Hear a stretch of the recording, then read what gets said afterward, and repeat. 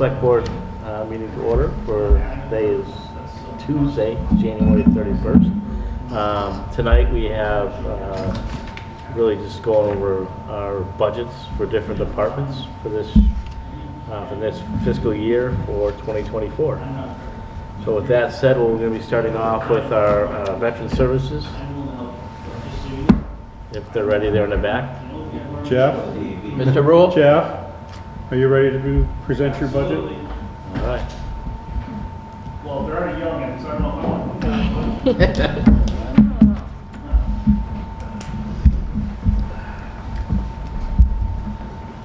How are you? Good, how you doing? Good, thank you. That's good.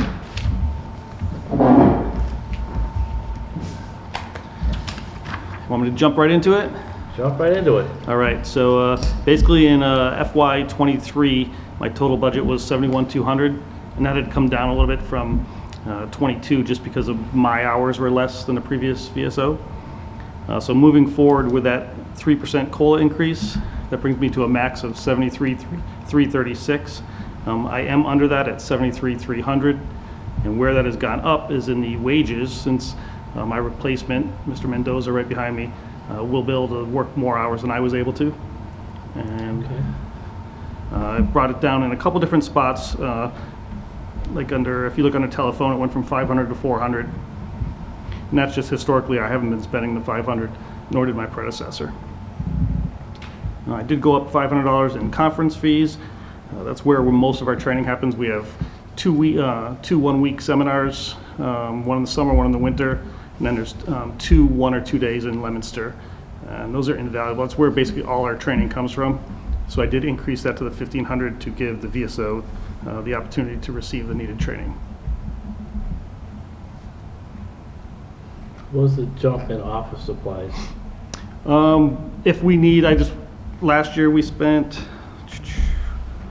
as you see, I went over last year, Yep. $133. I wanted to avoid that, so I brought it up to $1,300, so we can get a locking file cabinet and whatever new technology that we need. Okay, so yeah, actually, I just noticed it kind of doubled. Yep. But if you're talking about buying a couple of filing cabinets, there goes that. Yeah, and I don't know that we'll spend that $1,300. Yep. But it's there if we need be. Okay. Yep. All right.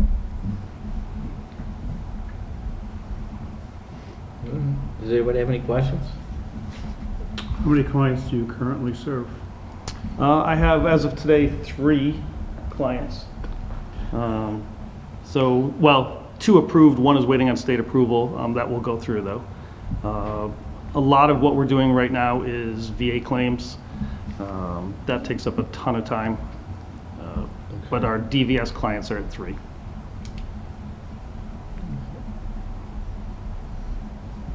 Anybody else have any questions?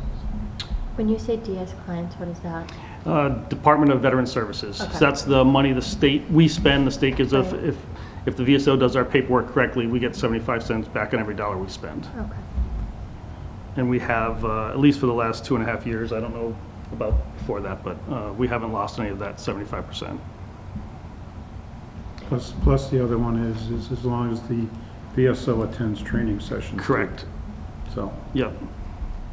Yeah, so the $1,500 for the conferences is money well spent. So when, this is my first time being part of the budget process, it says budget and then it says actual, so actual is what we actually spent? Correct. So with that extra, that goes into stabilization, is that correct? Or does it sit in that fund until the following fiscal year, everything just rolls over? No, okay, at the end of the year, whatever's left over yeah, after calculations gets turned into free cash. okay, As in any budget that is underspent, okay. those funds end up in free cash.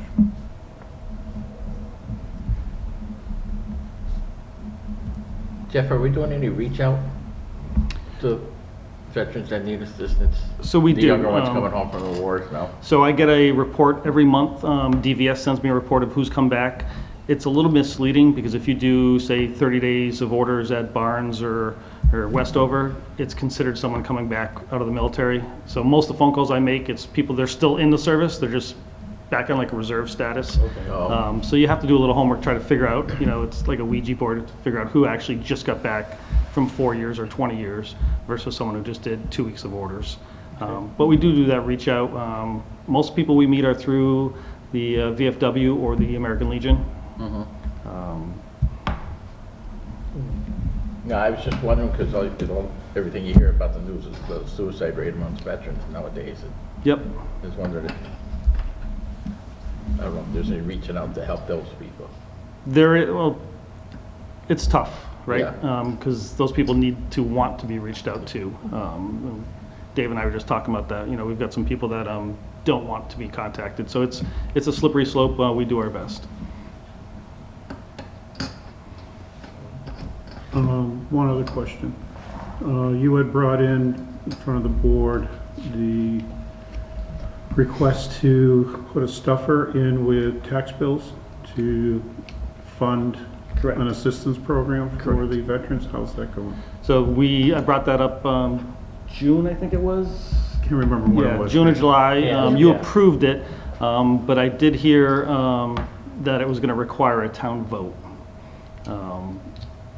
The way it's put into their, she had the CMR, I don't have it on me, basically said it required a town vote due to, I don't know the particulars, but I believe it was because it was going in her mailing. Okay. All right, if you can get me the CMR, Okay. then we can make sure we get that out of there. The follow-up. At the town meeting. Yeah. Yeah. And that was for fuel assistance, right?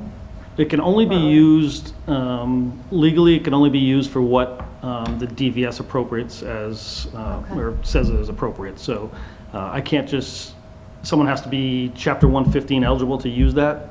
There's not really any gray area in that, but it does give us extra benefits because DVS, the money they give doesn't cover everything. It's just a small fraction of what people need. Right. But especially like if we are giving someone $100 a month in fuel, in the past, obviously right now that's doing nothing, right? So Right. this is something we could, if they are eligible for that, then it would be up to the VSO to determine how much that individual or family would get.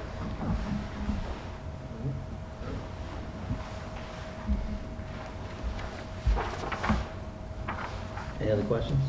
No. Sorry, one last question. Yep. And do we keep extra in the account just in case a veteran comes back and we need to provide services? Is that why the extra amount is built in? Based on what we allocate each budget year versus on what we actually spend? So under, say, like hospital or something, anything specific, No, or? I was just looking at the total. When you look at budget for the fiscal year 2021 versus what we actually spent? Exactly. Yeah. We don't So ever, it's just built in extra just in Correct. case? Okay, you're right. And it goes, basically, these are estimates are by population. okay. Thank you. You're welcome.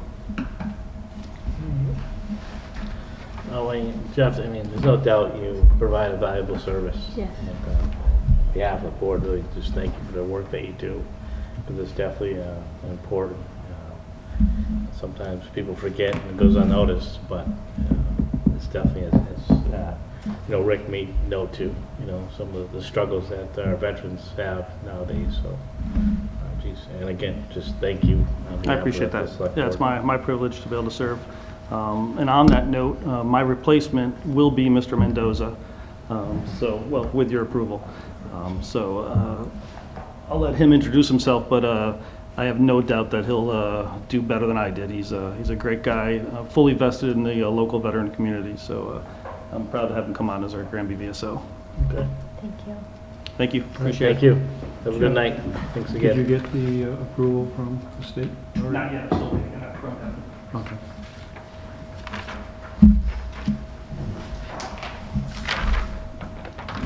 Good evening. Good evening, how are you? I'm well. Good. So if you want to kind of introduce yourself, be great. Certainly. David Mendoza, 30-year Air Force veteran, been retired from military service now for 8 years. I work as a consultant for military healthcare benefits, so I work with veterans that are currently serving on active duty, as well as their families, as well as those that have retired. So I'm the only representative in Western Central Mass doing this type of benefit. Office is out of Boston, and so it's similar to what I'll be doing for the town of Granby in some ways, but you know, constantly engage with the veterans and verifying the benefits that they're entitled to and making sure that they're getting what they've earned. That's good. Any questions? I've known Dave for, I don't know, decades. Yeah. That's safe to say. So, I don't have any problems with his character. Crystal, anything? When will you be taking over?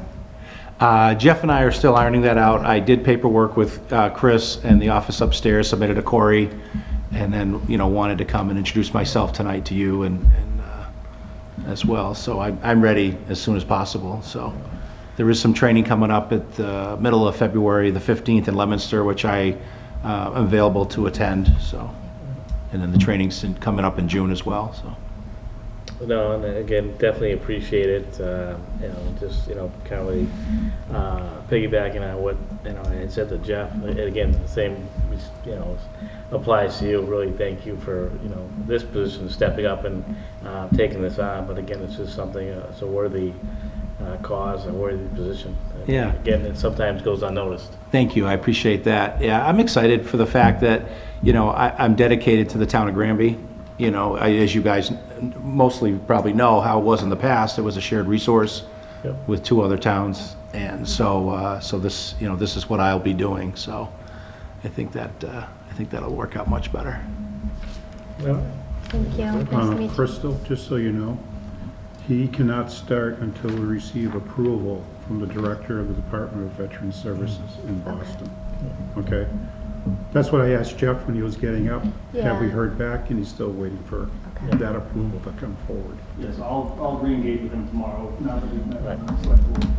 As soon as you have the approval, we'll bring it back in. I think the Excellent. board has had no concerns, I believe, with the appointment. So, Excellent.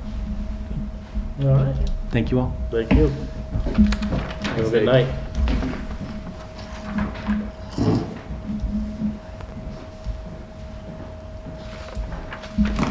All right, Dave, you're up next.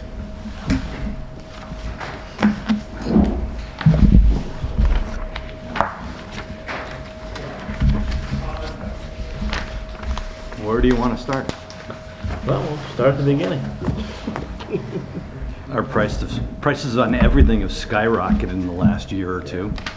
3% obviously doesn't keep up with the inflation that's going on, but I think Chris and I have tried to keep the critical items funded. Obviously, if things keep going the way they are, it's going to get very difficult to operate. I was telling Chris last week we lost 2 tires on a truck, drive tires. Not only that, they're expensive, at $1,000 a copy, you can't get them. And fortunately, we stripped the better tires off of a truck that went to auction a few years ago, and we kept those as spares. And that's what's on my brand new truck right now, because I can't get Michelin's or Goodyear's. They're months on back order. So I don't know what you're supposed to do when you have a problem like that. Just park your trucks and not run them. I mean, that's not an option for us in the winter. But we're doing our best to pretty much keep the critical items funded. And that's the vehicle repairs?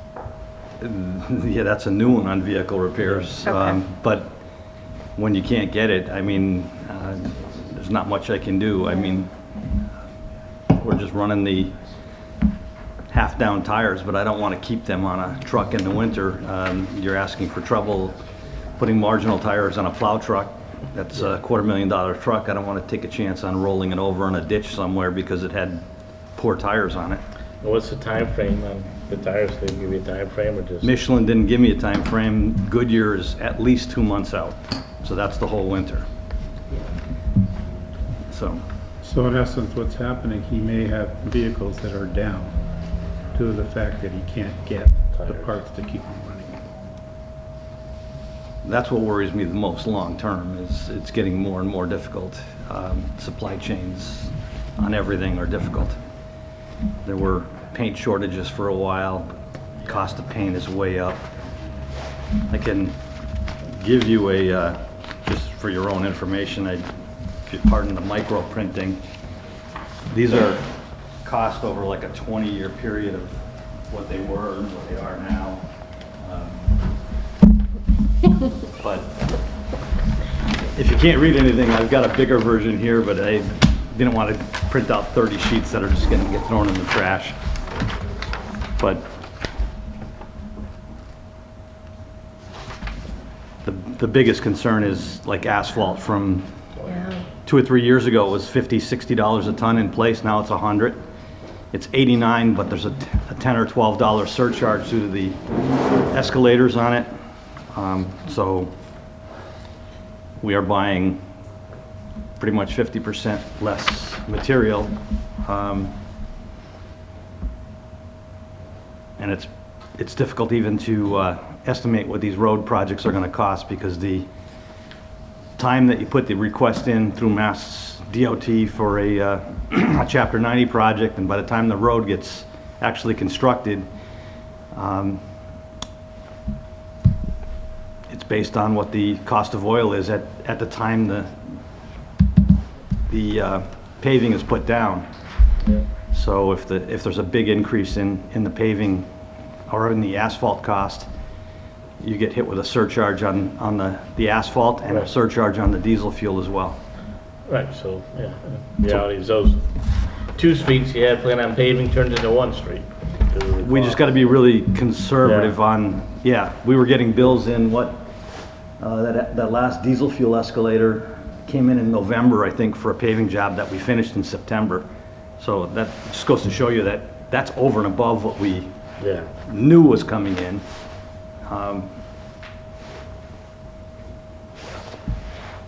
But any specific areas they have questions on, try to cover You those. said critical. What's critical to you? For you in the town, I should say. Critical items like Besides the Yeah. tires is line obviously painting one of obviously them. is critical. Yeah. We had an issue with that. Is that all straightened out now with the paint? Not really. I mean, it took forever for them to do the lines this year. We never did get all of the stop ahead markings done. We got the long lines were done eventually, and they did all the stop bars, but they're still missing some stop aheads, and I'm planning on switching contractors next year. I just was not happy with the service that we got this year. Plus, the issue is there's not as many vendors out there as there used to be. One of the large vendors for the road marking Yep. was disbarred from the state. Oh. So that created a crunch for the remaining vendors that were authorized under the state contracts. But I believe there's 1 or 2 more that are starting to get back on it, so hopefully that'll relieve the shortage that we're having in trying to get that work done. Yeah, there's been a lot of consolidation in a lot of different areas. Crack sealing is another one. There used to be 2 or 3 different vendors. Now there's essentially one that does the better part of the state. So it's a challenge. Yeah, it is. On the good news, we did make a pretty good dent in the tree removals. I think we're at the lowest number that we have on the list. You probably saw that in the reports Yeah, last month or so. good, yeah. Definitely make a lot of progress on that part. We're down to, I think, less than 50 on the list now, but every road we go down, we still find more. I'm sure every year it's the same, just gonna keep Yeah. on finding them, you know? There's still a lot of oaks that are still dying as well. On Amherst Street, quite a few Yeah. after we went through Yeah. still died. A few pines here and there, but primarily the oaks and the ashes this year.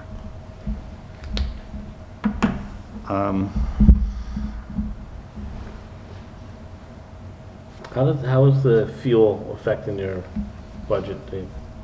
the fuel. Fuel cost. Most of the fuel is under Chris's budget with Yeah. the town. He purchases all the fuel for fire and our fuel, but the escalator cost, there is a cost that's associated with heating the asphalt and the trucking of the asphalt. Yeah. And the contractors now are entitled to that escalator. If the price of fuel goes up from when the contract was bid, our contracts are bid typically in early spring, March. And unfortunately for us, we got some bad information last year. We would have planned a lot of our projects earlier in the year. The state aid engineer was telling us that we couldn't start. He told everybody in the region that they could not start until after July 1, or they would not be reimbursed for the winter road monies. And the winter road monies, we had to use them within a year. So I could not bank them like Chapter 90 can stay there. Right. So I wanted to spend those first, obviously, because he was telling us we couldn't spend it before July 1, but it had to be spent within a year, which makes a Right. very small window. So we waited until after July 1 to start all these projects, paving on Morgan and Pleasant and West. And unfortunately, that was not the intent from the governor when he set that program up. The intent was that we could start those projects immediately, but we wouldn't be able to get reimbursed until after July 1, which is not a problem for us. We do that all the time. Right. We hold money Yeah. and then submit when we get a large number Right. put together. Chris will put the package together. We would request reimbursement from Mass DOT, and it comes in. And rarely do we do it within a month. We hold that money for a couple of months. So it would have been a no problem for us to get all of our projects started in March. And that little poor communication on his part from the governor cost the town of Granby probably $30,000 in extra fuel charges and escalator charges because the price of oil spiked right after the contract was let. So that didn't happen because of miscommunication between him and the governor? Yeah, he's no longer in his position either. I complained to the top highway administrator, Jonathan Gulliver, top guy at Mass Highway. Yeah. And he is being replaced Yeah. because he probably cost all the contractors a lot of money too because he shortened their season. There was nobody doing work at the beginning. Right, And yeah, everybody's exactly. cramming work into the end, so they couldn't get all of the work they needed to get And done. then you get supply and demand because everybody's fighting for the same product at the same time. Yep, so he really caused a lot of damage with his misinformation that he put out. Dave, can I just ask you on the printout that you gave us for material cost history? That's the FY 2023 price. We're subtracting it from the FY 2000 price, right? Right. Okay. Well, no, I just want to make sure because it says change, and I'm just trying to figure out where those numbers are coming the from. but percent it's- change would go all the way back to like 2000, FY Yes. 2000, right? Yes, okay. I just wanted to make sure I was doing that right. So if there's a $62 change Right. on yeah, it's 225% increase, basically, is Okay. what it's gone up Yep. since 2000. Okay. Yes, the only good news is we haven't had a really bad winter yet. The freeze and thaws are what kills the roads, though. Well, That's I know, what worries but- me the most. Yeah. I mean, it's like, But as far as like snow removal and ice and, You had to get out those there. freezing rainstorms, though, we use more material than a 1-foot blizzard. I'd rather see 18 inches of snow. Everybody saying, stays Dave, home. it could be worse. That's all I'm saying, could be worse. Could be worse, but it always could be worse. We've got a I'm quiet trying to week look at the this bright week. side of things. This week's been quiet so far, knock on wood. You guys were out there this morning, though. Yeah, Yeah, I saw them go by. spot treating, just to make sure that it was right around 32 degrees, and there was some wet spots. The good news is, though, he's been using that hot box patcher quite a bit. Yeah, it's working out really well. The guys really like it. Makes it, the material, even though we're using coal patch through it right now, Yeah. it makes the material easier to handle, and it seems to be holding up nicely too Better, in yeah. the holes. Does it make the coal patch set better when it's heated up? It seems to. It seems to. Tends to That's stick great. together Yeah, better. Yeah. and if they heat it up enough, it'll boil any water out of the small hole too. Yeah. Yeah. Perfect.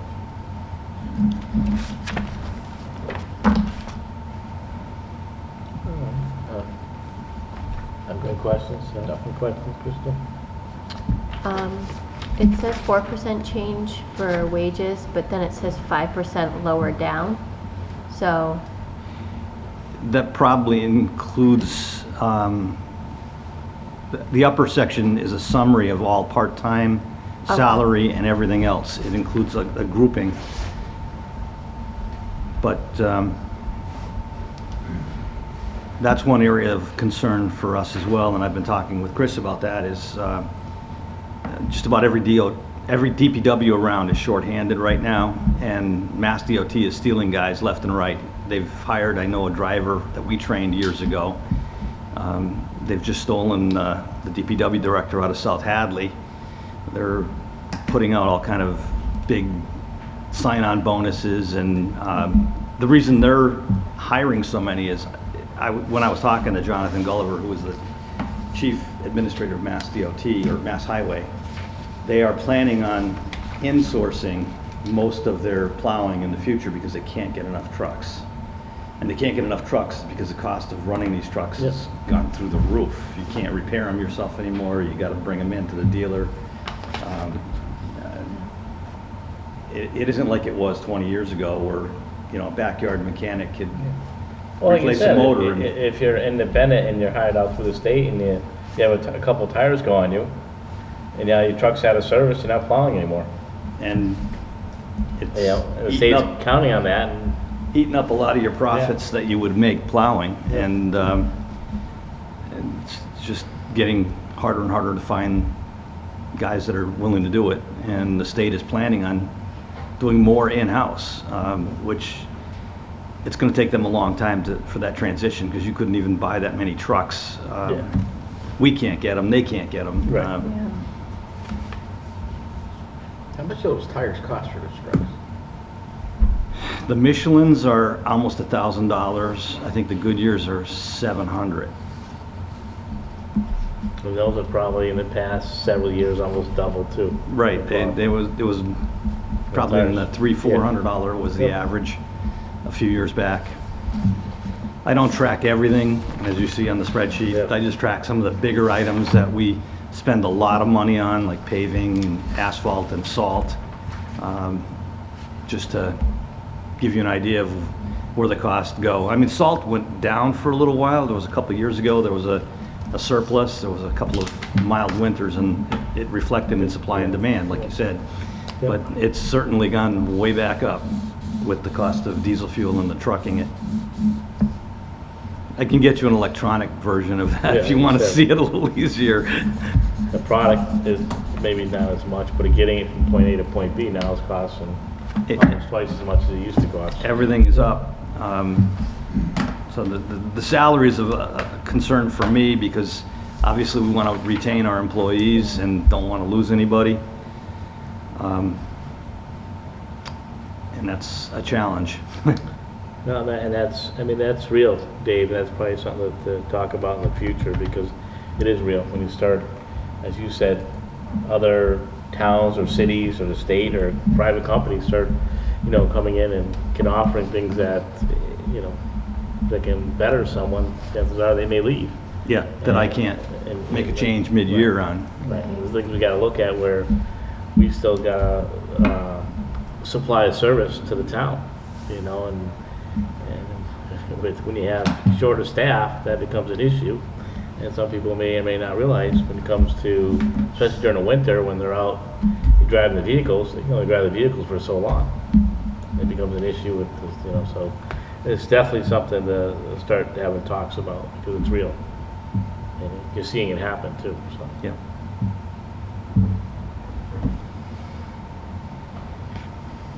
And up at the top it says 2022, that's 2024, right?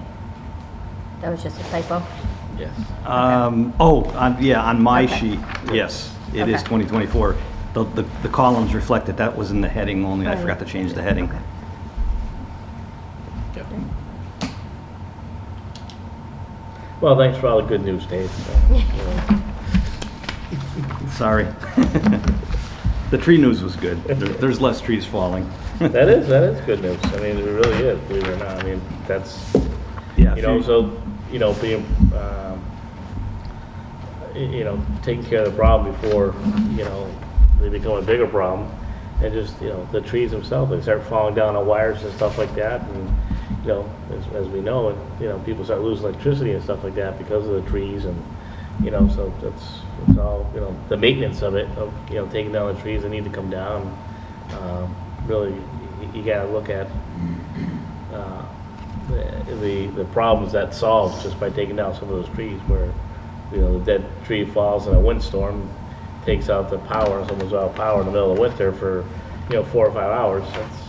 That's, you know, can be tough on some families. Yeah, we've really noticed a difference in our call-outs for trees. I think every time the wind blew 3 years ago, we were getting 30 trees down Oh, across yeah. wires and getting called out immediately. Yep. But this year, I think we had one. It wasn't even one of our trees. It was a private tree that came across the wires. That was a big mess, but like an occasional branch or something, but that's about it. Yep.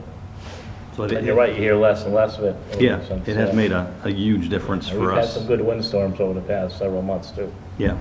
The No, wind's got, thankfully, we were able to yeah. put a dent in that with the funding we were given to really go after the trees with that couple of articles over the years, and it really has made a huge difference in reliability. All right.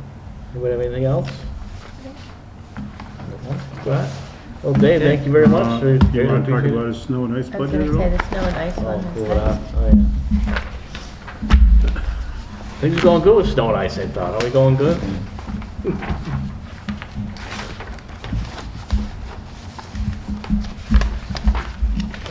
Flip over next to page somewhere. good. It should be that right after that. Yeah, I flipped over next to page.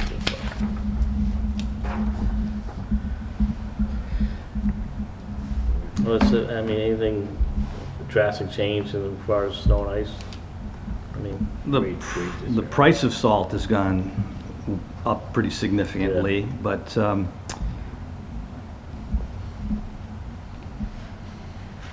we tried to keep, again, within that 3%. We've changed a few things. I think I've upped the contracted services quite a bit. What are the contracted services, Dave? That's, we're hiring a plow truck with an operator. And right now, we're down a man. My mechanic has been out for a few months now with a back issue, and so we're short a driver. So there's a little bit of an offset there because we'll have less overtime on our crew, but more on the contracted services, so.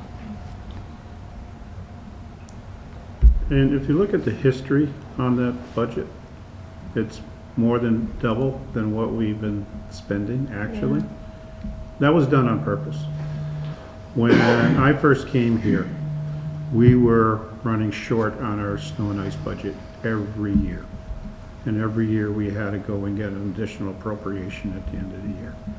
So David and I sat and we talked and we raised the budget 5% every year on the bottom line. We've gotten to the point now where we can control the amount of increases because we're at a position where we've never run short, okay? Other communities around us have run short of their budgets. The state has contacted us about how much we're over on our budget, and when I can sit there and say, we have a surplus, they're still shocked. Because I think we're one of the few communities that really tried to budget snow and ice. Wait, yeah, and Chris, obviously, you're completely right, because you always hear that, you know, sometimes towards the end of February, March, if it was a tough winter, people always talking about how they, you know, their budget is gone, and now they're working on, you know, additional monies and stuff like that, so, you know, as I always look at it, it's proper planning. You know, when we, you know, properly plan for something, it makes it so much easier in the long run. You're not looking at, you know, figuring out how to pay for things and, you know, it's just at the end of the fiscal year, and you're short a few $100,000. You know, didn't budget correctly. So I mean, the biggest thing for us, I think, too, is when we're doing department budgets, is ensuring that the departments are budgeting correctly, but properly for the funding for the year. And I think that's a great point, Chris. It's a realistic budget. Yeah. It is not Yep. just based on last year either. I go back and, like with the salt quantities, I'll keep a running average of the last 20 years.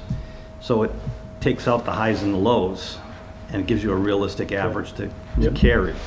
So it's much better than just looking back last year. Last year was another mild winter. Yeah. So if you only say, oh, I only spent $10 on salt or whatever the number is, it might not be anywhere near enough if the price just went from $10 to $20. Right. And you get a bad winter besides. So by actually tracking the quantity over a long period, you can get a better consistent average, I think. And that's what Chris and I have been working on for a long time. And even a mild winter doesn't mean less salt use, because we all know, because No, salt use has been increasing. It's just And we've been fortunate that we've been able to keep our salt shed full yeah. all the time. So when other towns, and I think even the state ran short, David was able to loan them some salt when they needed it. So it sort of puts a little star next to David's name that he has the materials available. Absolutely, because down the road when you need some additional help and services with something that we're doing, that's always it's that working collaboration together with different municipalities in the state. Does make a difference, without a doubt. How are we looking on this year's, the actual? Actual expenditures? No, for the contracted services. I know it's only halfway through the Yeah, fiscal year. I so- don't- We're still doing well. 'Cause- I think we're About average fine. of what we've been doing? Yeah, Yeah. But don't forget, it's been a relatively mild winter. I've had a couple of storms where the guys have been out a while, but again, knock on wood. But we're carrying numbers for an average number of storms in an average winter. Yeah. That's good.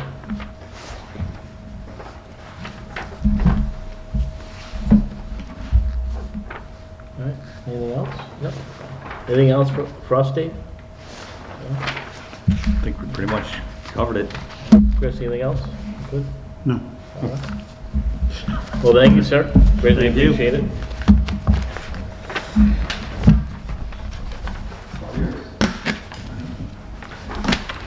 Moving right along, Jeremy? Public buildings. Good evening. Good evening, how are you? Doing well. How are y'all doing this Good, evening? thank you. So, you've obviously had time to look it over. Is there any specific questions, or do you want me to go through each line item and discuss any high percentages, or how do you want to? Any big changes you've seen from this year, from last year? I think it's noteworthy.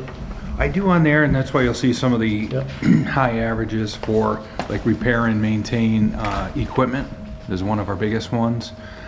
We've had a lot of use of equipment above and beyond normal over the last couple of years. And even some of the new equipment needs to have change out of all the filters, hydraulic fluids, things like that. And as David has already said, unfortunately with having our town mechanic out, pretty much all repairs are falling back onto professionals to have to come in and do. Some of the equipment is not really trailable to the facility, so we have on-site services. They come out to us and do them here at the properties, which also has its benefits as well, because then they can kind of slide over and do some of the other equipment and not have to pay double trip charges and things like that. With this coming budget, what we did was we also planned in, because we have the new tractor that was just received this year, that'll be used for like the baseball fields and some of the other work. We know that there's going to be associated repairs with that, or preventive maintenance, Right. like oil changes and all the other things that come along with that and pieces of equipment. We are trying to maintain, excuse me, the fleet that we have now of vehicles. That's why you'll see nothing asked for this year for our capital items for that. So we have the 2008 truck that we just did a bunch of repairs this past year. We know we have a lot of tires that are going to have to be replaced this year because of doing mostly parking lots. We don't do roads. There's a lot of turning, so the front tires get worn on the outside edges, even with rotating the tires. So we plan on probably at least 3 sets of those this year. And as Dave has already said, we do use Michelin as well for most of those that are Goodyear because we've had better luck with the longevity of a Michelin tire and the gripping. But it is more expensive. It's about 20 to 25% more expensive than the Goodyears are. Well, if they last 20-25% longer, then. That's it. The tires that are on the front of the 2008 right now, which gets as much use as all the other vehicles, has been on there. This is over 4 years now, so this will be the first set of tires on there. Unfortunately, the other 2 trucks do most of the towing of the larger equipment, and again, with the large trailer and all that, we're forced to have to wear the tires out. So that accounts for most of those for the repair and maintenance as to why the cost would be up on that, both on vehicles and equipment. Most of the other things are normal cost increases across the board that we have. So contracted services, pretty much everything be 3% going up on all of those. We have a couple that might be a little bit different price. We've changed a couple vendors to try to keep things in line the best we could, try to kind of save whatever costs we could on those things. For under repairs, like public safety, we have a bigger cost there because we're looking at doing duct cleaning, which hasn't been done as far as I know since the building was opened. So we'd like to get that in there and try to make it better for public safety going in there, plus all the people that are actually in there working, so that we have better air quality. We're also looking at the hot water tank in there for replacement.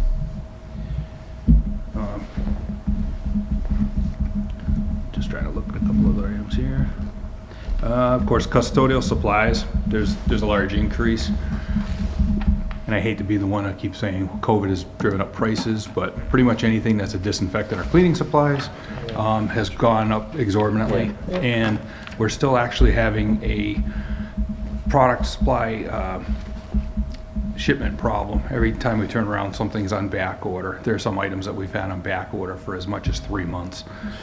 So we have to source some things locally as well to try to do that, which unfortunately sometimes the costs are higher when you're getting the convenience factor in there.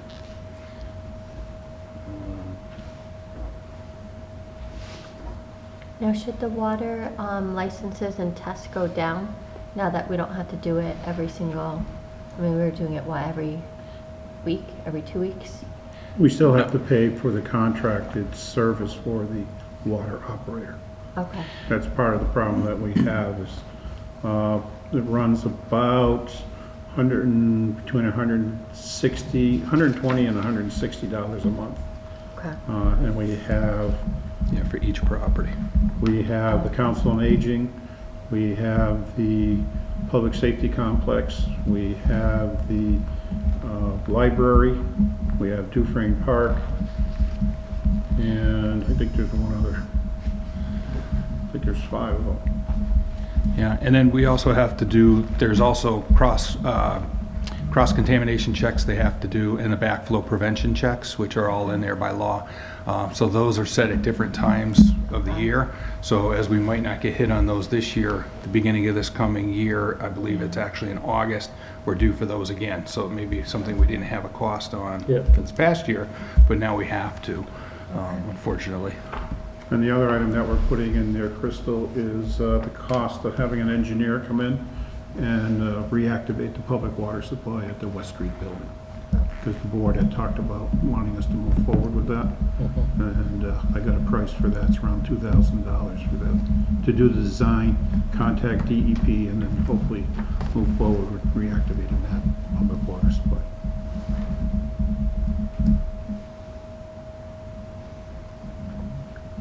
And then some of the other things under our contracts, again with price on those, it's the same type of thing. So under NFPA 25 for fire sprinkler systems, we have a couple tests that come up this year that are only on every 5 years.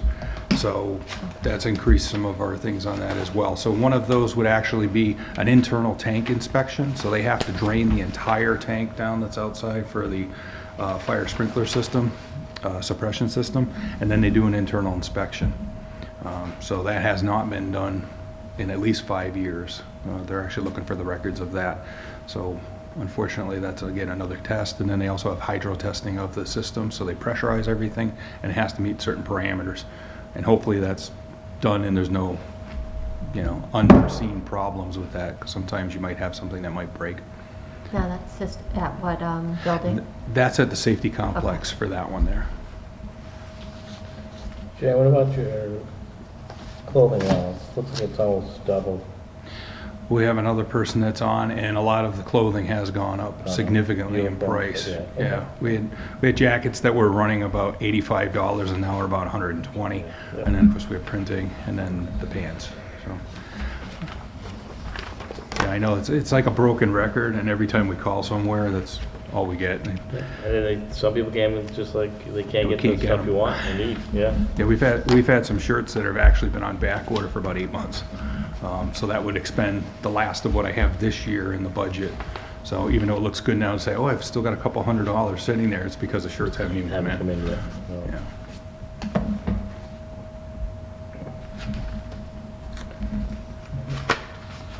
Rick, everything else you want to ask? No, I think you've covered everything. Crystal? We have no part-timers either in the department, because I noticed that has all been, Right, we had part-time summer help Yeah. the year before, and then we didn't have any this past year, and we didn't plan on having it for this upcoming year. We're going to try to cover everything with the staff that we have in-house and eliminate that. So that would also be a cost savings to the town with that.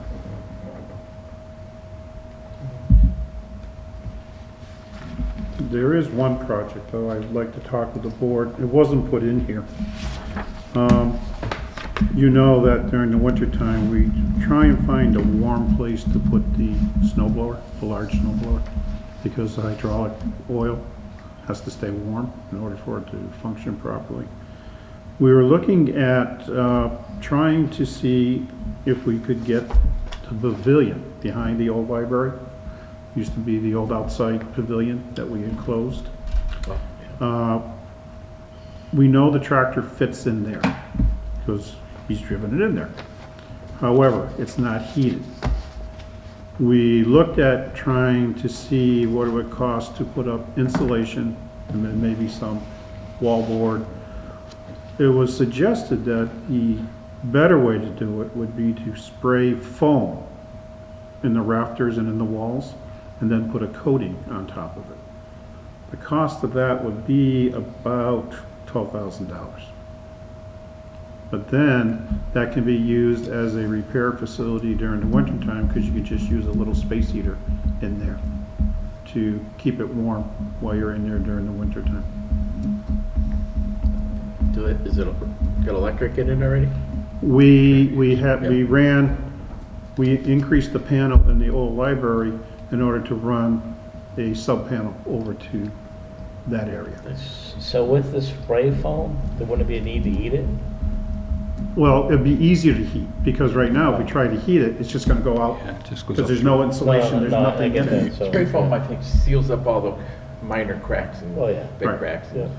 So I wasn't sure if the board wanted me to budget that as part of this budget so we can start using that building more in the wintertime for repairs and maintenance and storing of the lawnmower or the snow blower, because it'd be an easy ride just over to the public safety complex from the library.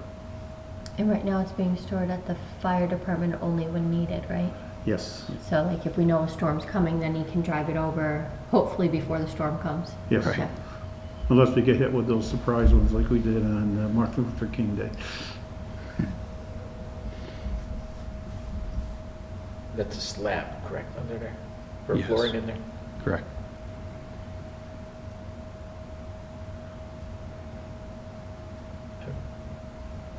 And right now, you guys are doing projects at West Street School, right? We do as much as we can, but obviously with a lot of those mechanical things, we can't drive them into the building there. Right. So even working on a snow blower last week and other things were in that building, inside the cold building. It's average run about 15 degrees colder than outside because there's no sun penetration into the building. I get it. And it's, white, so it reflects the sun. But if we had that foam that was in there or something else that would stop the heat from going out, at least we could try to do that with space heaters or some type of a heat source in there, and it wouldn't be as bad. That's why they're talking, like I said, spraying it in between all of the internal wall joists and then up into the ceiling. So that would be sealed 100%, and then they could do that fire rated coating. So they wouldn't have to do drywall or anything else on there. And it would be easier than, I've talked to a couple people, and because of the way that it is now with the ceiling area, it would be very difficult to try to insulate that and then do sheetrock, and I think your cost would actually be more exorbitant. Your cost, right, and it's just, Yeah, it wouldn't be worth it at that The point. labor costs will be much more, Yeah. I would imagine, when you start getting into the sheetrock and. Right. So I mean, we have to kind of think of where the future is going to be of the department and that because of the fact, I mean, we do have temporary storage, obviously, for all of our other equipment, which is the new tent structure behind West Street, but of course, there's no electricity, heat, or even the ability to do it there. Yeah. So that other area is large enough. I currently actually have the Toro sitting in there right now, so that at least it's in the shelter and it's, ready to go if I had to drive it down to the safety complex to be able to have it there to warm up. The unfortunate thing is, even if we know we're going to do that, say if I knew tomorrow there was going to be a storm coming in, I actually have to open up the doors, start it, and I have to wait about 10 minutes to pull it outside of the bay because it needs to warm up the hydraulics to come outside. So I guess where I am with it, I guess that it's $12,000 just to insulate it, right? That's before we can put a heating system in there. We were just talking a space heater, 1,500 watt space heater. Would be enough to. Well, that was my question earlier, so there wouldn't have to be a Oh, no. permanent heating source. No. We were talking with Billy Bragel, who does a lot of our heating work. Yeah. And he's the one who suggested that, and then he said you could just get a little 1,500 watt heater, set it up in there, and it'd be amazing how quickly it'll warm up in there. But it's a small enough space and it's Yeah. well insulated, so it's Yeah. the heat's not going anywhere. Yeah. Right. What's the fire stuff you're talking about, the ceiling? Is that It- just another spray foam over the top of the spray foam? It is. It's a coating that Coating. goes over the top. It's thin, but it's a fire rated, so that way, again, it's sealing all of that foam so that you don't have to worry if sparks or any flame comes in contact with it for it to ignite. And that's what the state would require. If you had a spray foam, you either have to cover it with a fire rated material or that spray fire rated material. Okay. So we go back to heating it. Now, space heater, I think of something we just plug in the wall and turn it on. Yep. I would like to see something more permanent, where you go in, you turn the switch on, and it has a thermostat attached to it or something like that. They looked into another unit. It's called Hot Dog, DAWG, I believe is dog. Just for that's how it's safety spelled. reasons, And that's a permanent mount Yeah. to a wall, and that would be on like 277 volt with a thermostat and regulated like Yeah, that. I'm just thinking so as far as the safety and things like that. Because once it's insulated, hopefully you'd only have to maintain, say even 45 degrees, Good, so we right. could keep it on. And Well, here's my other question too. Would you really need to keep it on? not all the time. Because you're basically talking about warming it up before a Right. storm, so if it's, I would imagine it warms up quick enough to where you could probably, Oh yeah, go in you know. a few hours before even Yeah. and get Well, it up to temperature to And I'm circulate. getting to the point to where if it's a system where you can almost operate it by your phone. So you don't have to go, you could turn it on today if you know you're gonna need it tomorrow morning or something like that. You actually would have to go down there and do something like that. Or I'm just wondering if a permanent system is better off just for safety wise and more efficient. Yes, it may cost more, but I mean, that's something that's gonna probably last much longer than a. You think, yeah, electric stuff. You think of like one of the ones that mount up high in a big garage. Yeah, here. yeah. and it has a blower attached to it, and it's, it's good water, yeah. Yeah, same thing, but, well, Right, it's a permanent structure, it's not something that's being plugged in, and, I mean, obviously we know how many, you can look at statistics on how many fires start from those space heaters, so. I don't have a price on that one, so I know. that's the part of the problem. But that's where I would be, I'd rather have something that's more permanent, and something that's, Well, we could look at that Safety, for next yeah. year's budget, yeah. try and see how well the space heater works for the time being, and then look at an actual system for the next budget. I'm almost thinking if it's, if it's do it all at once. If we're gonna do it, might as well do it before the spray foam's in there and all that stuff. Okay. So just curious, I mean, if it's, large cost, maybe not, but if we're, something that's, a couple $1,000s, it might be just worth it to kind of do it now. And it's over, said and done with. And it's prepared for, with a Bluetooth thermostat, so that Yeah, Jeremy can turn I mean, it, it's- get it going before you. those gets are out of almost the bed. norm nowadays, those type Yeah, of things, so. yeah.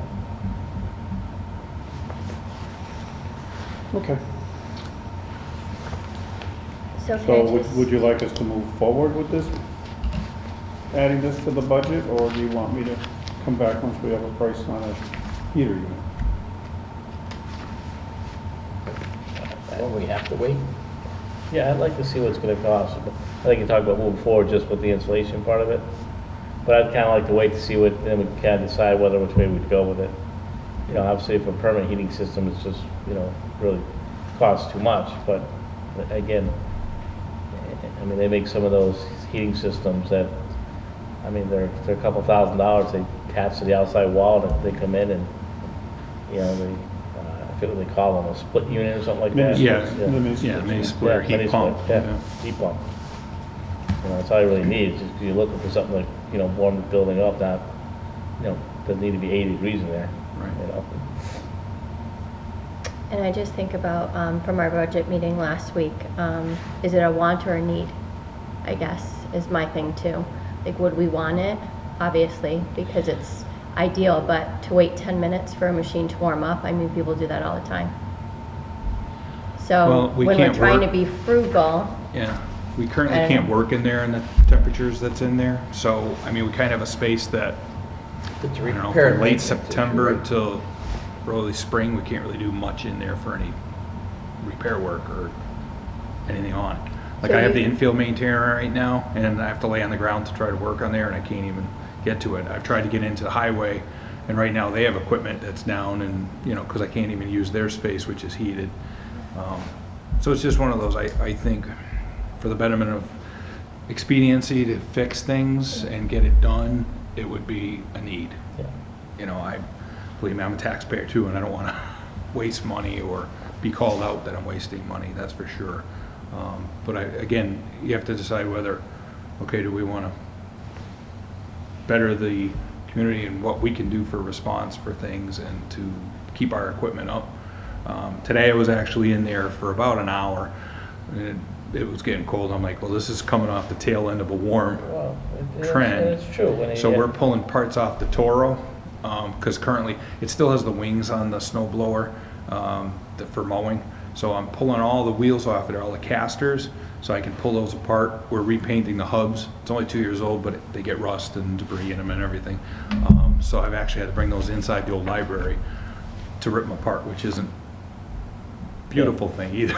If someone walked in there right now, they'd think we're misusing that space because it's more like a shop. Right, but you definitely want, like I said, an area where you can, I think, work on the machinery in a correct manner. You're not kind of, like you said, not kind of struggling with it and stuff like that. And again, I look at it as a need to the point where, is it safety involved? Where we have staff working on equipment and it becomes a ideal place to work on equipment versus a makeshift area to work on equipment. Where, someone could get hurt or something like that. So that's, to me, then that becomes more of a need than a want. And as I said, as the equipment, if we can work on some of our own equipment, it costs much less than having someone come out to do it for us. I agree. Or sending it out. I agree with you. It's simply a need. If it was warm, you'd be able to get that job completed. Right. Instead of schlepping it into. Piecemeal. over a course of a few Yeah. days, just even getting the parts You off. could get in there, yeah. So maybe, Jeremy, if you can just explain to me, so you said you were using the highway department, you use, sometimes he fixes things there, the maintenance guy there, right? And then sometimes you fix things, but you can't get into the highway department all the time because of space. Correct. Okay, You know, and and then then- of course, we have tools that they don't have, and we're Okay. transporting that back and forth as well. Right now, they're also, of course, trying to keep their equipment warm to be out on the road, so they have the brand-new hot patch machine that came in, so that needs to be stored inside at night so that they don't have to start the furnace up on that first thing in the morning, wait about an hour to go, so that their material are already based. So they not only have the patch machine there, but next to it would be the truck with the cold patch. Right. So at this time of the year, both service bays, unless they have a broken down truck, Yeah. are full. Same as the bay that they use for washing would usually have a vehicle in there. So Dave is actually, he's very undersized a building for what he needs for his equipment right now. I mean, this is the best time of the year if anyone wants to get a real idea of what that highway garage has for space, because everyone looks at it, it seems, in the summertime when the doors are open and says, oh my God, he's got tons of space. Put a plow and a sander on a truck, and those poor guys are walking in about a 2-foot space. So it is really limited, and this, of course, is the time of the year Yeah. when we'd love to use it because of the heat, and it's just not available. Right, and it's just, and then, you know, when things come when you know, and I don't say fighting over the same as space, but when there's a need at the same time and the space isn't available, it's just getting, and it's, to me, it's something that's not, it's not something for a year. This is something it's All the time, all the time moving down the road too, and it's not just, And and it it's would- just not for the winter, it's for the Right. summer. It would help too, for summer, storage. yeah, with the insulation Yeah. and everything, because Yeah. that would actually make it cooler in the summertime where you Yeah, could work absolutely. as well. Just a fan going in there or whatever. Again, you could see back from my reports, we're trying to do stuff like, we had the large trailer that needed all the tires replaced. So we saved a few $100s by taking all the, jacking it up, taking all the tires off ourselves, bringing them to the facilities, getting it done, versus either Pete's coming out and doing the service at I think it was $135 We're not paying the labor each for way. someone else to do it. Right. Yeah.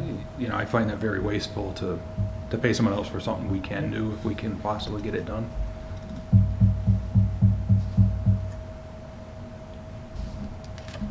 I agree, I think it needs to be heated, get the job done in half the time.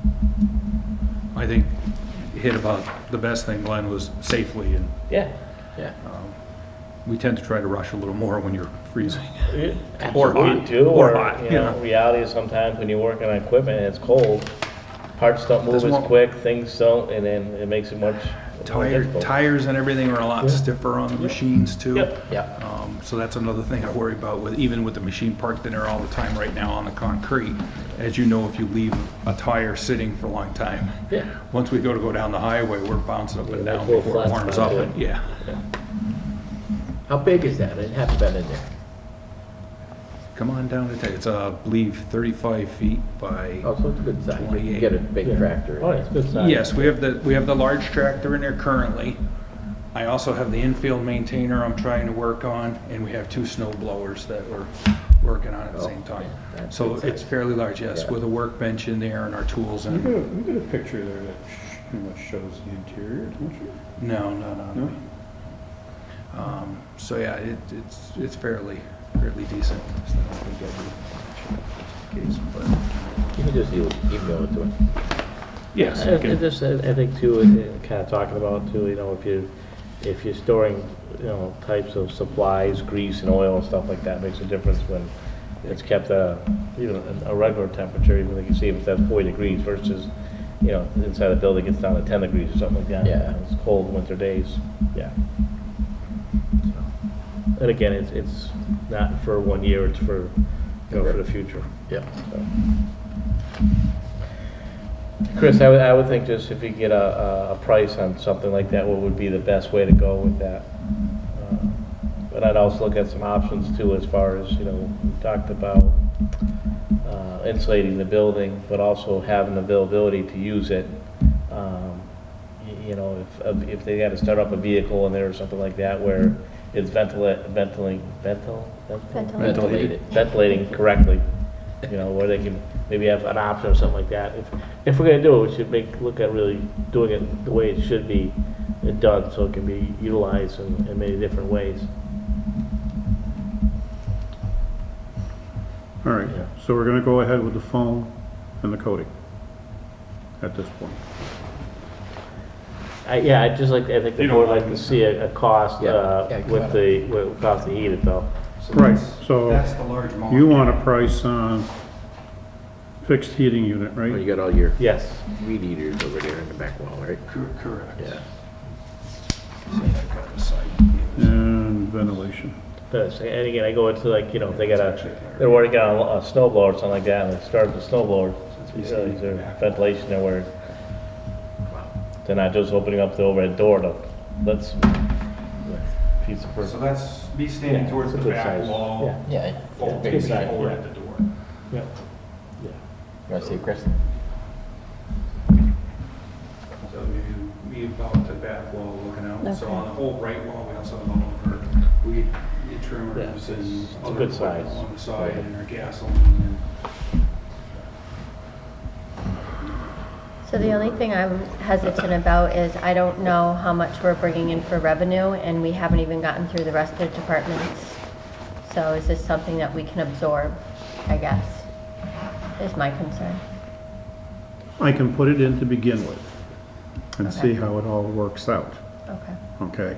But then, when I have a shortfall, Yeah. then I start going through budgets and meeting And with weeding department heads and Okay. weeding it down so that we can afford what we can afford, Okay.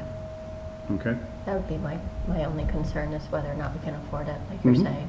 Well, Chris will let us know that, because after all, it's just based on what we take in for revenue, basis what we're gonna pay out. Right. There's gotta be enough to do it. That's where Chris comes into looking at it. Okay.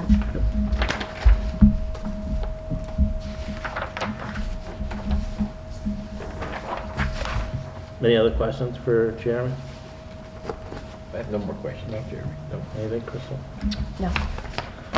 You have anything for us? I don't believe so. All right. Well, thank you very much. Thank you Really very much appreciate your for your- time and effort Thank you putting for this your together. time. Appreciate it.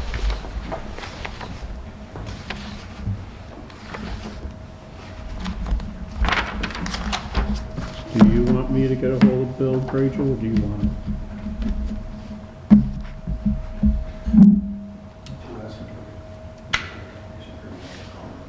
I'm just saying, it's up to you. Okay. talk to him about the Wi-Fi connection. Okay. All right. Oh, and before Jeremy leaves, just an update on the public safety complex. The water operator came in, they installed all the new stuff as designed by the engineer to take care of the filtration and backwash and all the other issues. All right. DEP will be coming out on Monday to inspect it, and hopefully they approve it, and then the public safety will get off their boil order also. Good. So, finally that project will be done too. That is good. That is very good. Huh? It has taken a long time. Yes. So,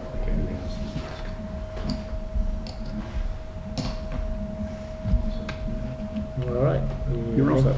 We Thanks. have the Board of Selectmen budget. I said, okay, we're on the Oh, same page. okay. Yeah.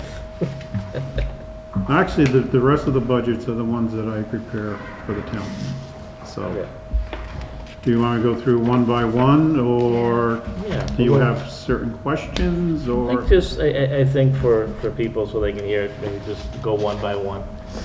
If there's anything that really stands out different from the previous fiscal year that we're looking at.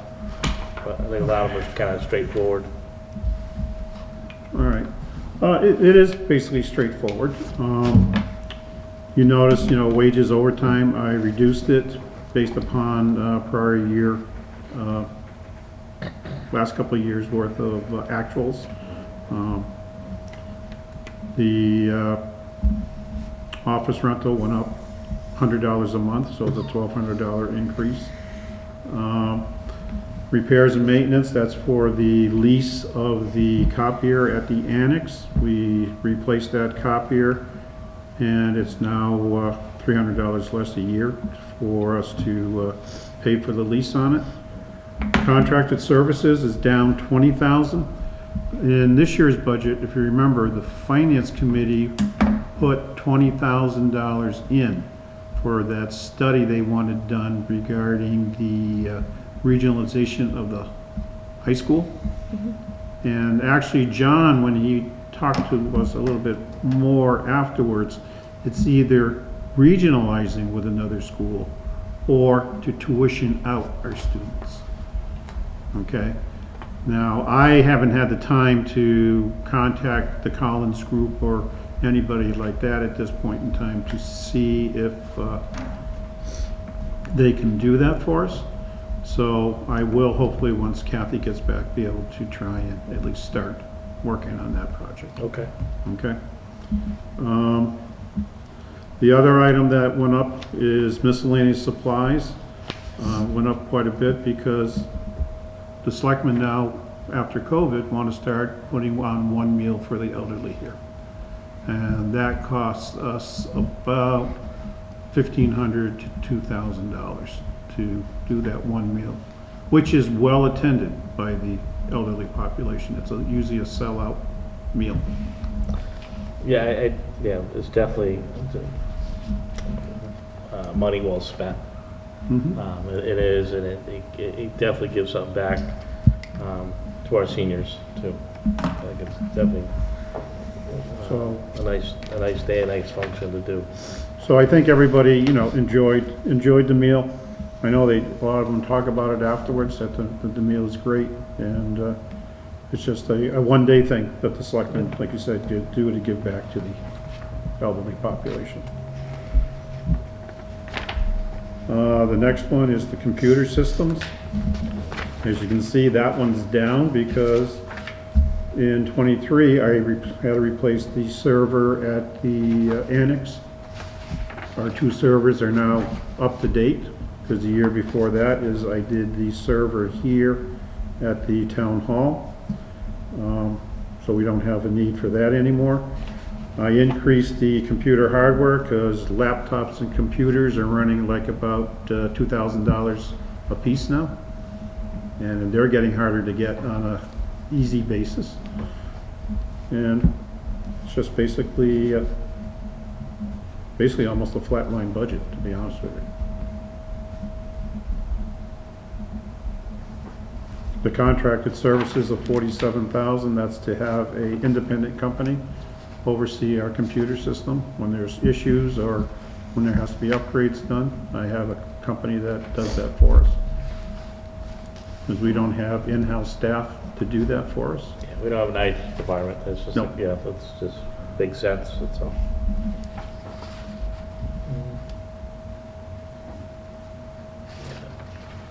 Next one is the town accountant budget, and that basically has been level funded for the last couple of years almost, basically.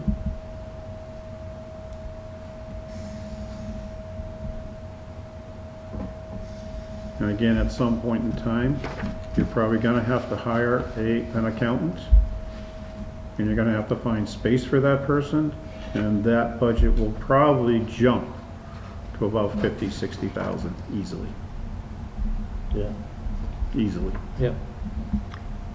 Chris, is that something that, I know the West Street Committee was looking into square footage? Is that something that we can build in there, that you can give them the specs for that position too? When I've been talking with them, because they asked me for some square footages for us, Yeah, and I just want to talk to them because I didn't give square footage for the Veteran Services Officer. okay. And then the accountant, we had already planned in for some space on that one, so, Okay. okay. Next one is the audit for $24,000. The reason I kept it at 24,000 is because we're probably gonna have to be doing the single audit act again because of all the COVID money that is still coming in and the ARPA money and all these Build Back America and all the other plans that are coming in. And if we get more than $750,000 in federal grants, we have to do the single audit. And that's an additional cost for us because there's additional reports that have to be prepared. Okay.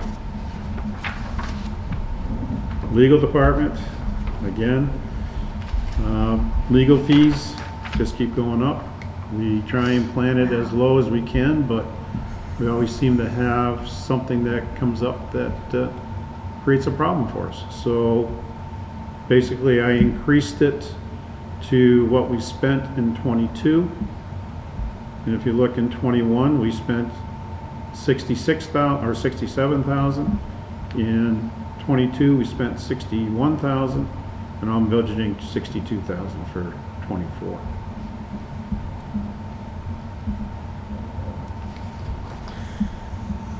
Yeah, I mean, it does make sense. I mean, obviously, you know, when you, and I know from being on the board for a little bit, when, just for example, when you're budgeting $40,000 and, you know, you go over that budget because something occurred that needed the legal services, and, you know, and we know that adds up quick.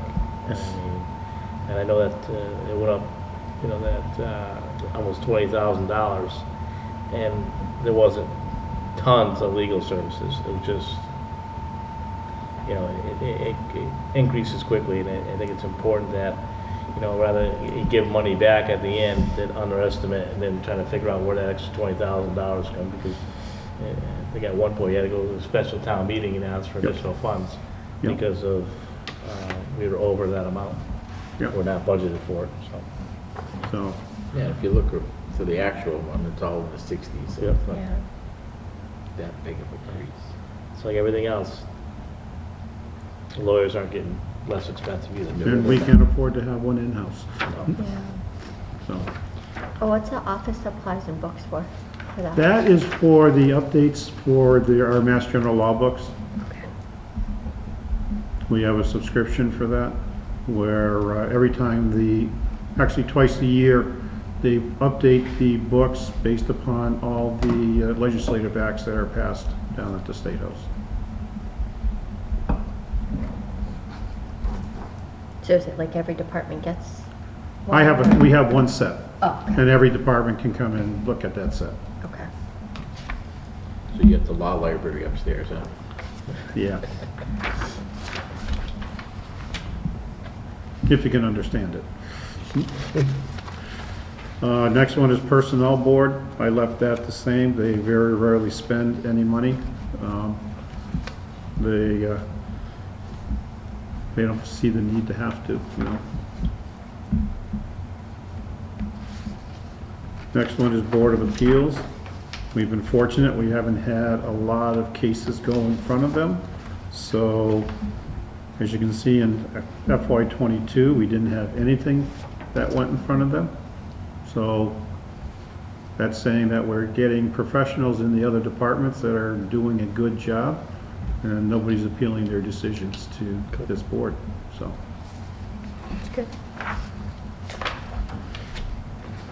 Again, I have a planner conservation agent budget. Gonna try advertising again at some point, and hopefully we can get somebody to apply. You know, personally, I think the wage that we have in there of 88,000 is a good wage, but apparently it's not enough to attract anybody from anywhere else.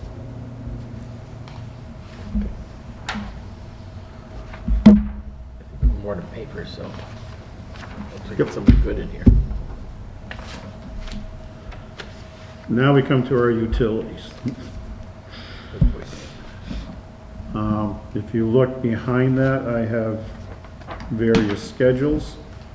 What I do is over the course of the year, I track the cost, the number of kilowatt hours used, the cost of delivery, the cost of supply, and I try and budget in a subsequent year based upon what the average is for the whole year for a 12-month period.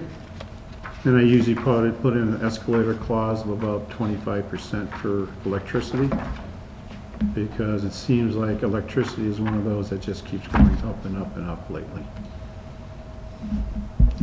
It's definitely not going down. No.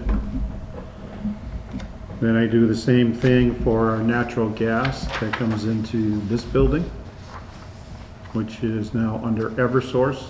It used to be Columbia Gas, it's now Eversource.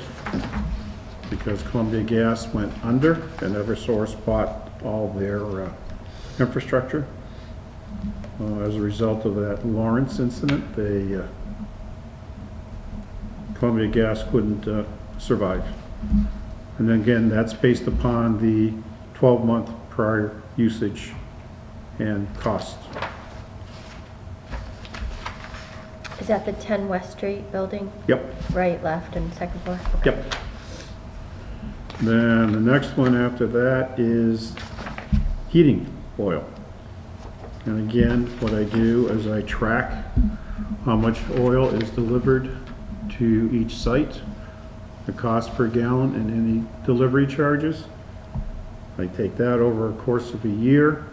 I try and average it out, and I try and figure out, look in the crystal ball and try and decide, what do you think oil's gonna do? I'm saying it's probably gonna go up about 20% over the course of 18 months. I don't see it going down. I only see it going up. Because don't forget, this budget is for July of 23 through June of 24. And here I am in January of 23 trying to, You're trying to speculate what the price is gonna be. yep. Which is the most difficult part, is trying to figure these out. If you're really good at that, you probably wouldn't be working here. You could speculate the cost of things.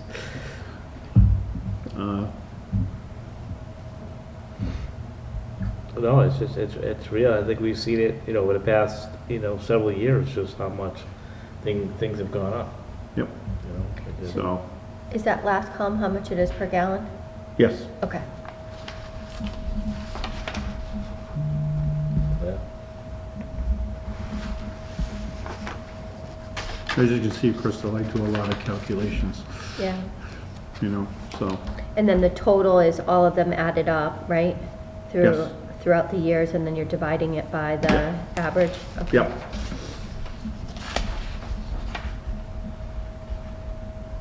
Okay, so, it's, takes a little bit to do it. Yeah.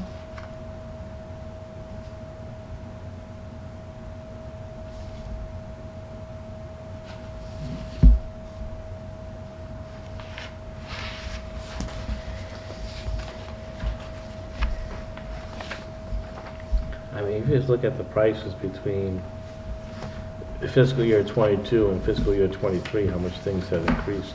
Yeah. When it comes down to utilities, it's just,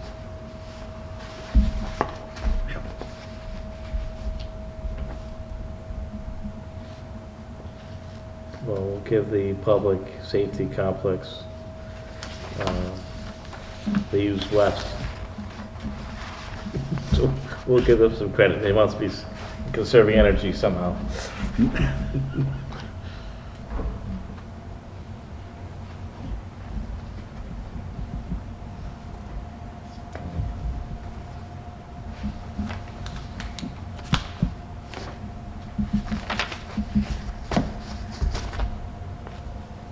I know it's a lot of information to try and absorb in a short time frame.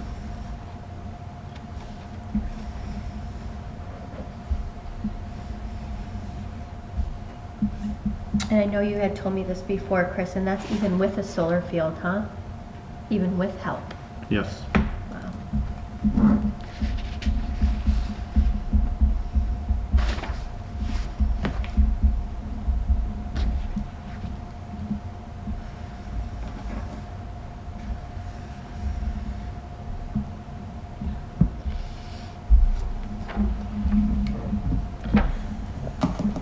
definitely heating costs is, I Skyrocketed. mean, anybody knows that that's increased without a doubt for everybody.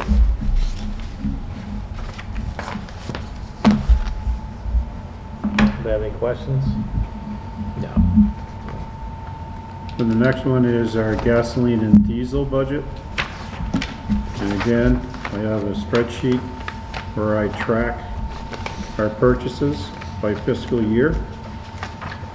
And as you go through it, you can see the price issues that we run into.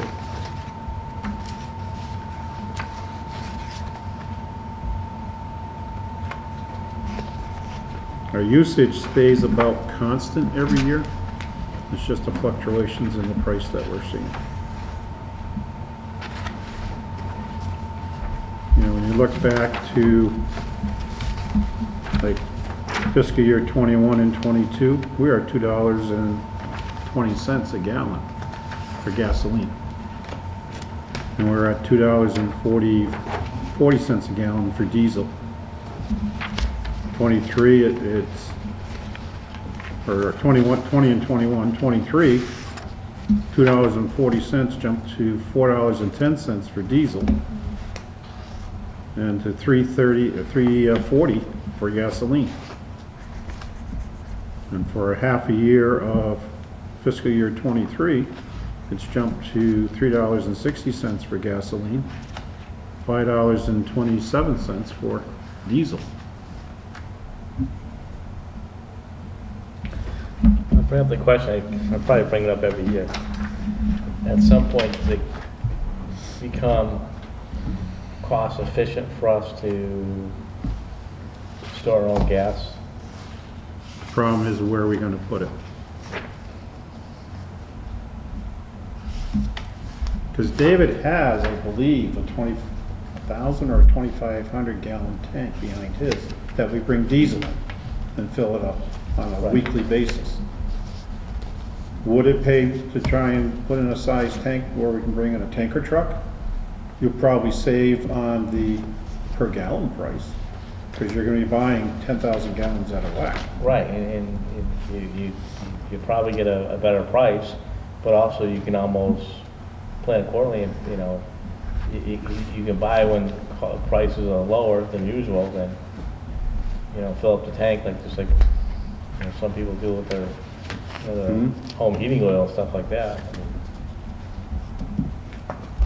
Buy it in the summertime. yeah, you know, when the costs is at a lower, you know, especially for fuel, for gasoline.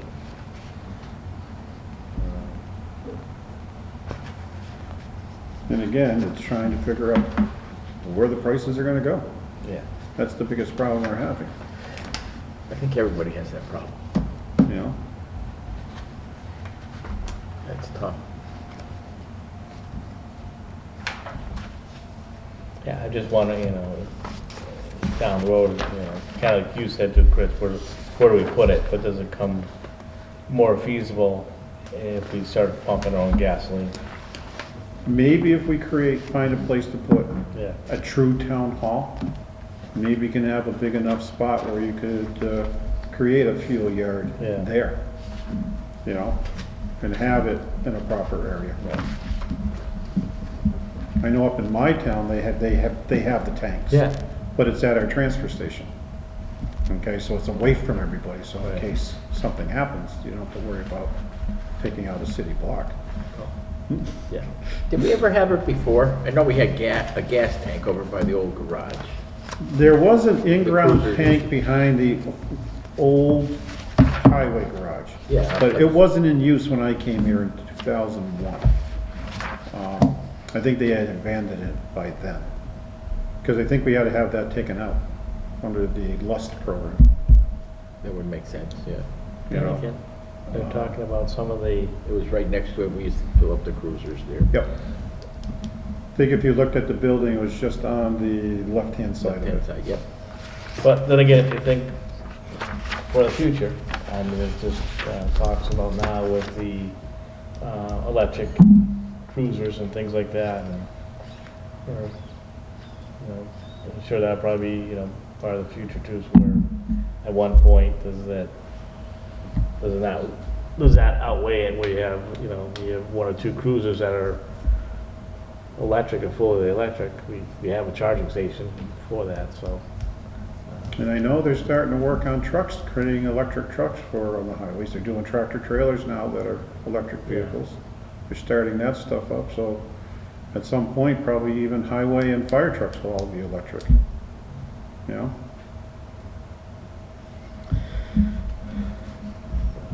Cost of electricity keeps on going up. I don't know if it's less or not.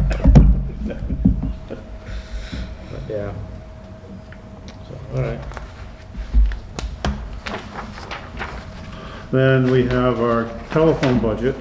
And basically, as you can see, I track the various Comcast bills and OTT bills and try and budget based upon an average of those bills. Is OTT just a different service, different carrier?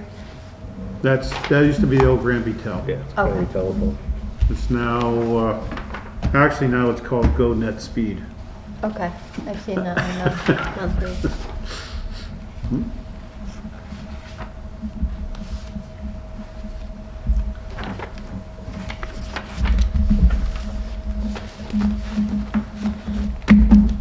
Yes, I know, there's a lot of paper. All right.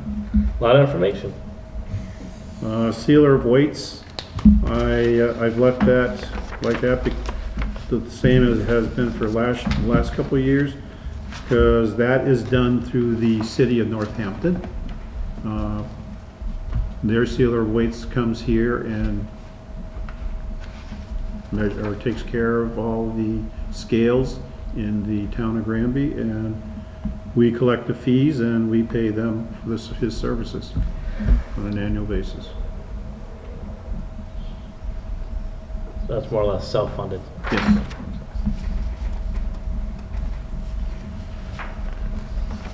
Next one is emergency management. The only item that went up there was for the Code Red, which is the reverse 911 system we have.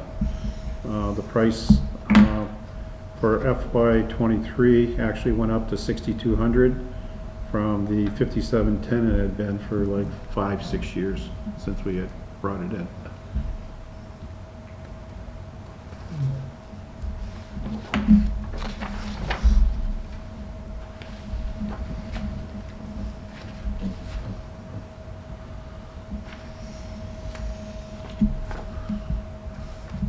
Then after that, we have our debt service. And if you look at the schedule, it shows the planned retirement of our outstanding debt for fiscal year '24.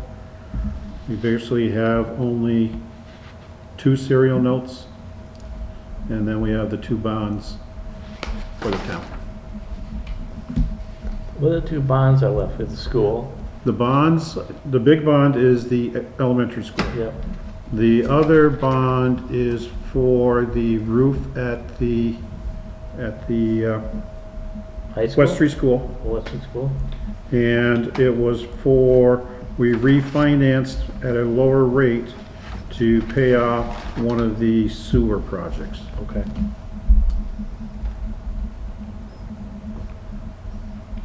And if you look at the far right, it shows when those will be paid off. The roof, or the elementary school, we paid off in 2042. And the other bonds will finally be paid off in 2029. Is that on a different paper? Nope, it's right here, over here towards the it right, is. It's on the chart, so I'm gonna- Okay. on the chart below it. Oh, I don't think we have that chart. You should. what's it start with, like a buildings? Yeah, mine goes from retirement of debt to debt service interest, and And then then go 2 down one. buildings. That's it, that's Oh, the okay. debt schedule, Okay, okay? Because it shows how much is outstanding as of July 1, 2023, Okay, got it. okay? Then it's showing what we will be retiring during fiscal year '24, leaving the outstanding balance, okay, I see now. okay? And then on the far right, it shows when these notes will fully be paid off.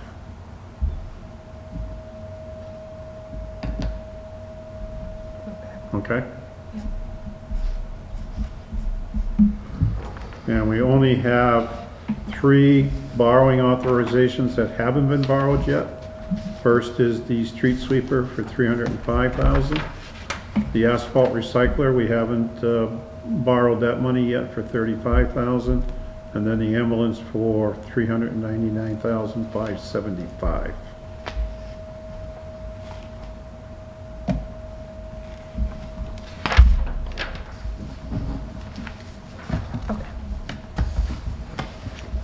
When you say, Chris, 2 serial notes, what are serial notes? Basically, what it is if we borrow for, say, 5 years. If you notice, there's, under the building, we have for the mini pumper and the dump truck, Yep. we only have 2 notes left on the 5-year serial note. Basically, what we did, we borrowed at a same percentage rate for a period of 5 years to pay down the original amount of the note. Okay? And we did the same thing for the dump truck, the mower, and the transit. Okay?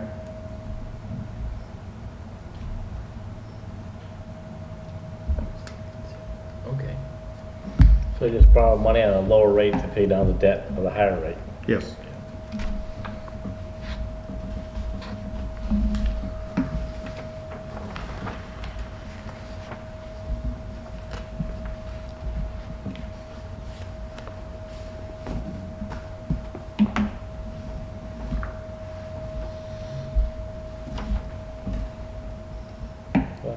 Everybody else set on that one? I think so.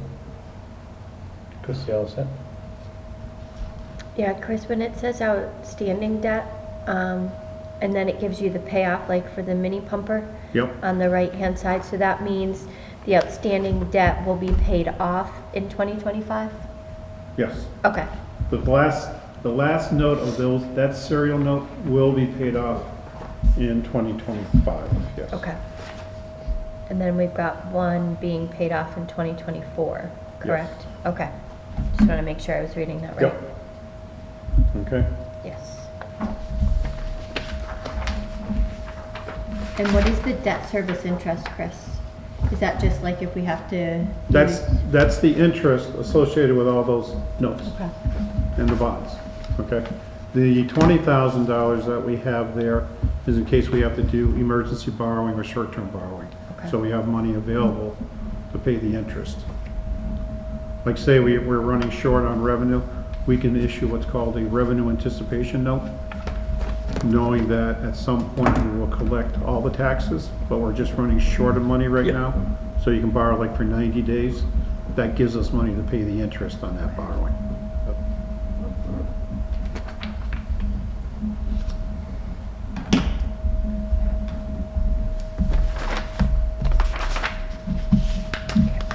Thank you. Those other 2 schedules just show the bond payment being done in 2024.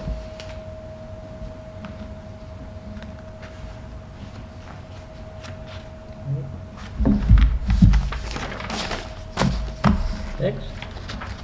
Next is liability insurance. Police accident, I was able to get a cheaper rate because we went from VFIS to Chubb through Maya. And we got a better price, we got a better deal, so I was able to reduce that budget. And the town package property through Maya, we've been with them for a good 7, 8 years now. And when I talked to the insurance agent, he said due to the large amount of claims that were done across the state this year, they were increasing premiums by 5% for FY24. So that's why I budgeted for that increase.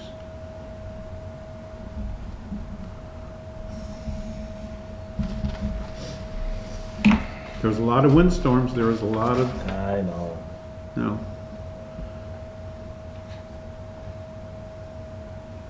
2022 wasn't a good year for insurance companies, Was not. so.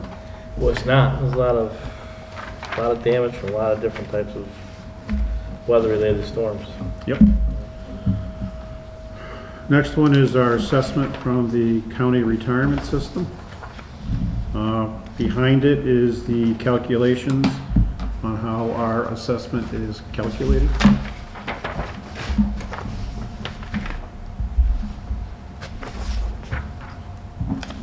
It goes through, you see all the members of the county retirement system. You see what the payroll aggregate was for each of the member communities. Then you look at what they have to raise to pay for the unfunded liability that is required by PARAC. We have an additional assessment because we had a couple people who did early retirements. So that's an additional sum that we have to pay to catch up on what they should have had been paid for if they continued working till their actual retirement age. They come up with a total amount that has to be raised, and they split it out amongst the member communities by the percent of the total aggregate payroll that we have, and that's how they come up with our assessment. So if someone retiring early, that's like something happened to that person, so they had to retire early, not They got injured, right, well, that's what I mean, so now they're on retirement. retirement, so we have to pay the additional money Yep. that they would have cost if they extended, if they worked their X Yep. amount of years. Yep. And every 3 years. That's interesting, never did that. And then what happens is every 3 years, they are required to have a independent actuarial study to make sure that we are on target with fully funding the unfunded liability by, I think it's 2036, no, 2042 now. It used to be 2026 when they first started it, but they keep extending it out. Because they realize it's gonna take Yes. much longer to fund the unfunded. Plus the interest revenue stream hasn't come in for interest rates and other things, so that whole market dropped. Originally they were getting 12% return on their investments. Now they're lucky they're getting 4.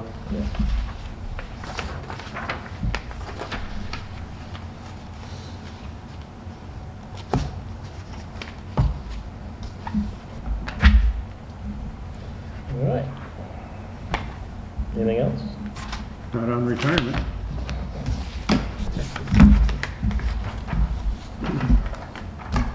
Next one is unemployment.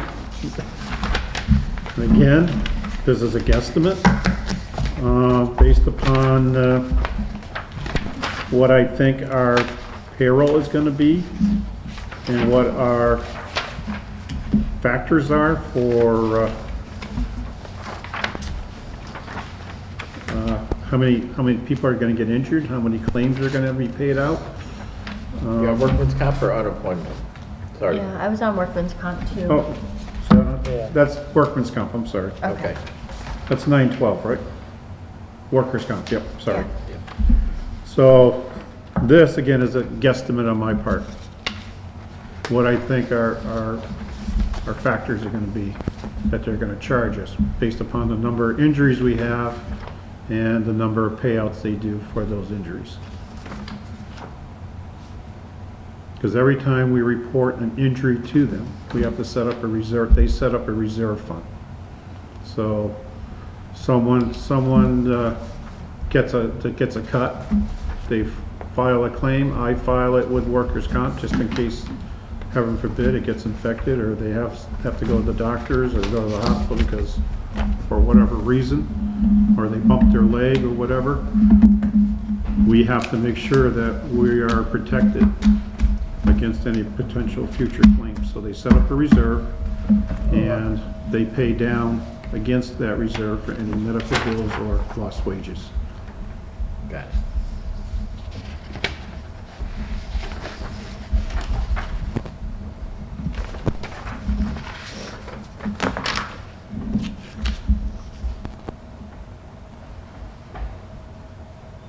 And then your spreadsheet is a breakdown of all the departments that have used it. That's the payroll, because it's based upon payroll, Okay. okay? The big factors, Crystal, are the ones down below where you look and it says experience modification and Yes. then ARAP. Those two are the ones that could possibly change.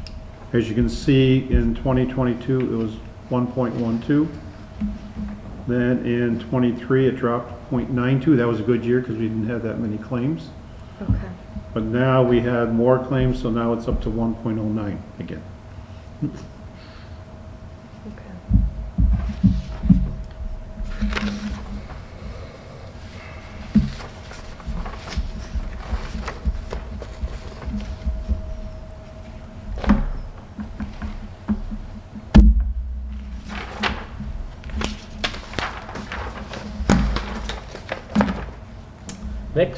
Next, Next is unemployment compensation, and that is based upon our total wages, and then it's 0.2% on our wages.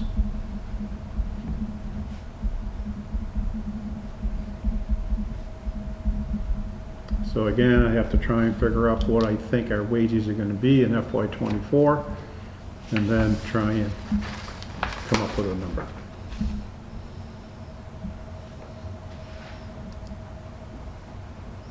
So general government is all the other ones besides the school? And then the School is separate from- And then we add them together? Yes. For the? Yes. Yes.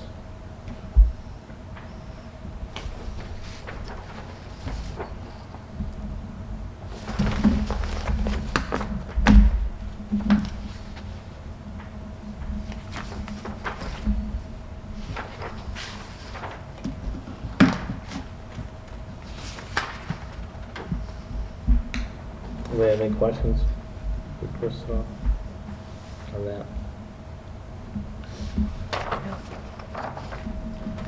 Next, Chris? Next one is health insurance. Health insurance, Medicare, FICA. Health insurance, I do know that for starting July 1, 2023, the rates are all going to increase by 6% for the health insurance plans. That was voted at a meeting last week. And then some of the dental plans are dropping about 8%. So I factored those in trying to come up with a cost for health insurance for both town and school. And then what I do is I base that upon, I take the February bill, how many people are on it, and that's how I try and calculate. Because if we're going to lose some, we're going to gain some, I find that it pretty much evens out. And then Medicare is based upon the amount of Medicare wages over the last few years. Same thing for FICA. We have wages that are subject to FICA. I use those and I try and do a guesstimate of what that's going to be.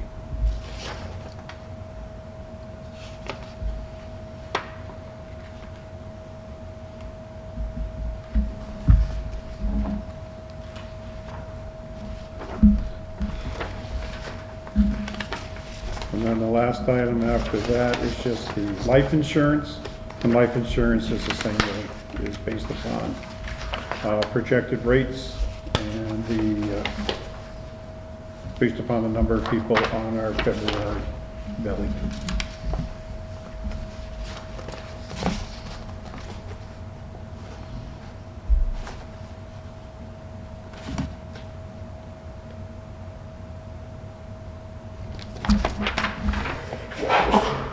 Question. Thank you.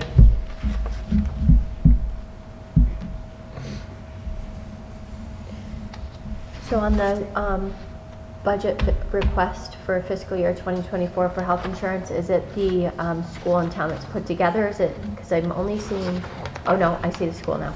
Never Okay. mind. Got it.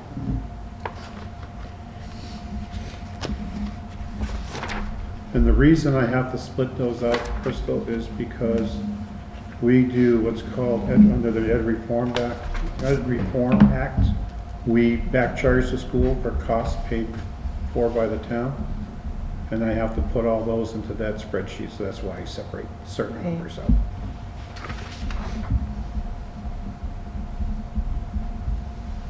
So it's not built into the budget? No. Okay. Actually, it is, because Okay. it's a reduction in their budget. When you look towards the end, when they start putting out their final budget hearing, Yeah, you usually see in kind or something that, yeah, that's what all these costs are that get charged back to the school. And it's usually a negative number against their numbers. okay.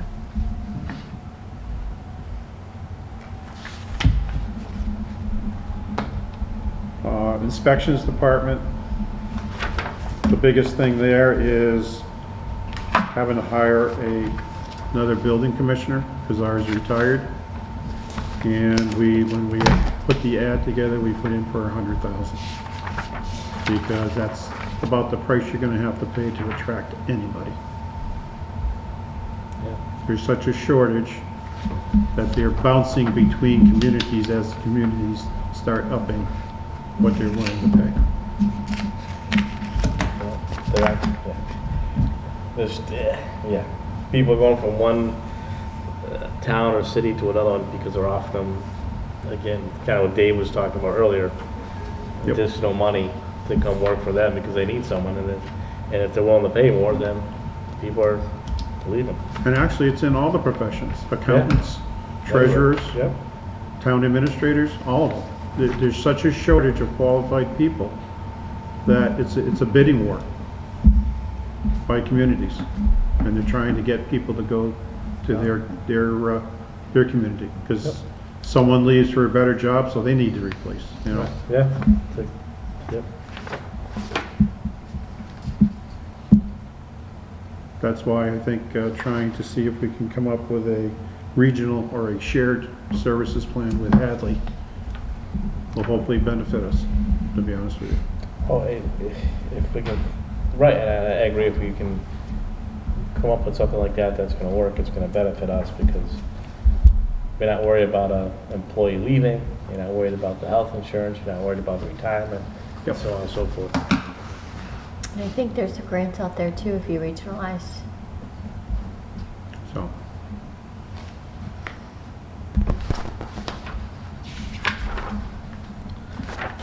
Now we have sewer enterprise fund. sewer enterprise is basically what it is. Looking at the various cost factors, trying to, figure my way around it.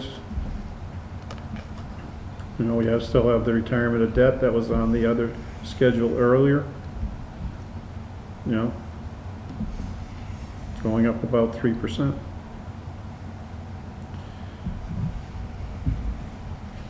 The item that I didn't put in there, though, and I'm pretty sure we're probably going to do this as a special article for the town meeting, we need to do another backup generator for one of the pump stations.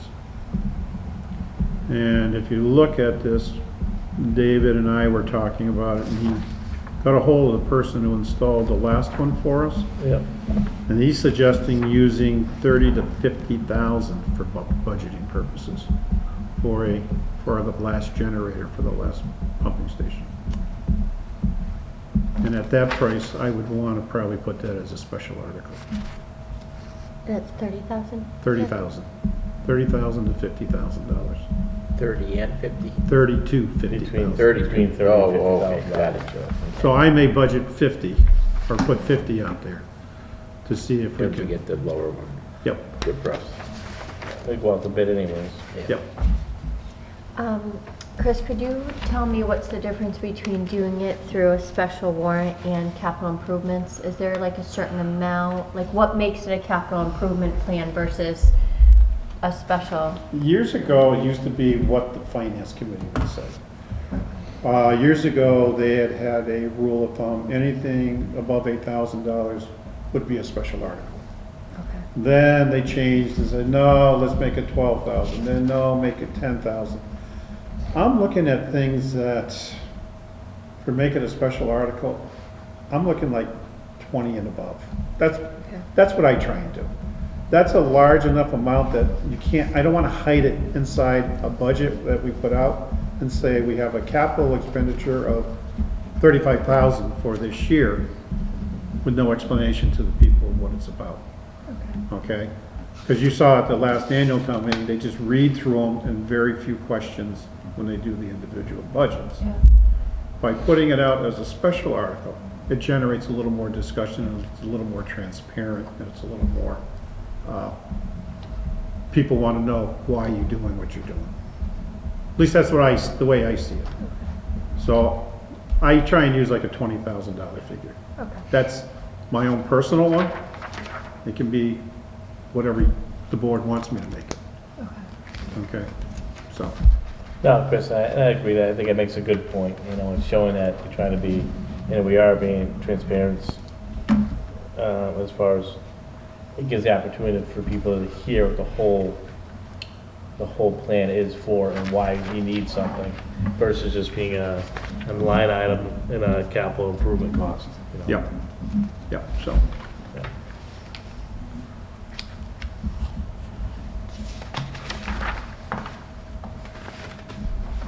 Then the final one is the solid waste, municipal solid waste program.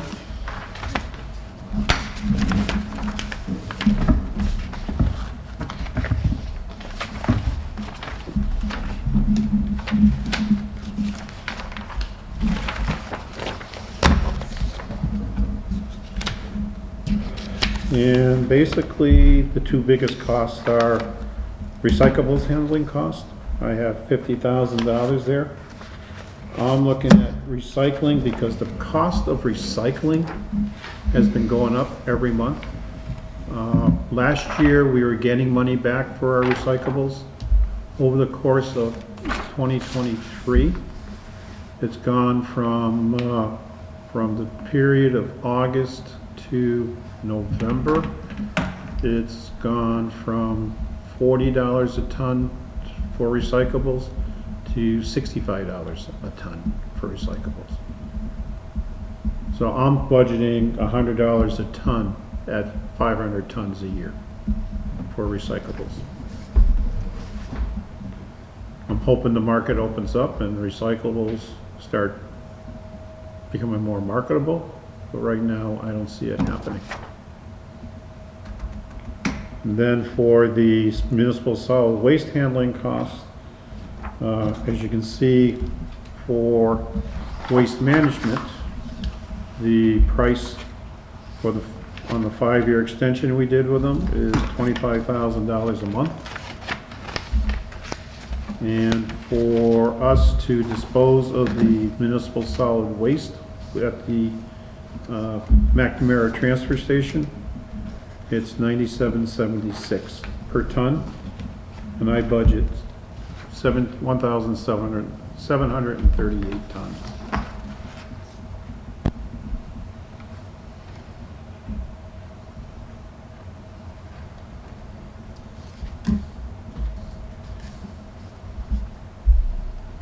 So the waste management contract that we have is just to collect the waste, then we have to have a transfer station? We have to have a place to dispose of it, yes. Okay.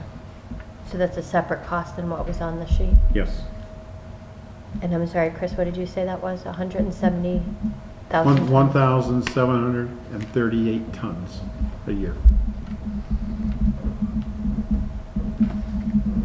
And if you want, I can show you a spreadsheet of what we do every month, or every month, of staying under it.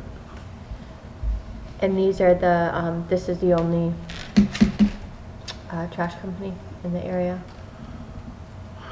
for Well, we originally were part of the trash burner in Agawam, but they went bankrupt. Okay. And they gave us 2 weeks' notice to try and find a place to bring our waste instead of the burning facility. Quickly went to Republic and asked them if they would give me a price. I got a price for 3 years, which was better than what other people were committing to us. They were only committed to 1 year.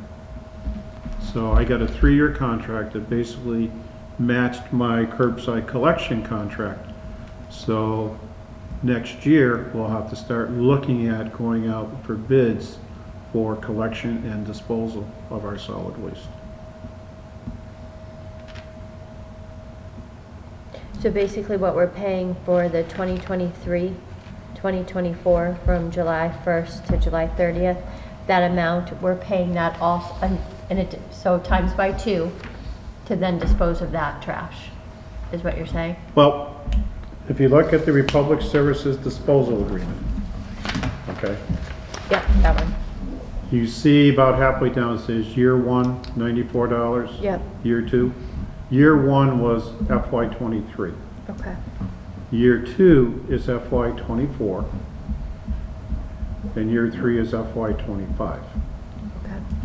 Okay? When we extended the waste management curbside collection program, okay, they gave us a price for 5 years, okay? And what I'm looking at is the July 1, 2023 to June of 2024, $25,103.22 for them to just collect the trash Okay. and transport it to the McNamara transfer station operated by Republic Services. And based upon the amount of tonnage that they've been bringing them, it's about 1,700 tons a year. Okay. And that's why I use that number in trying to put the budget together. Okay.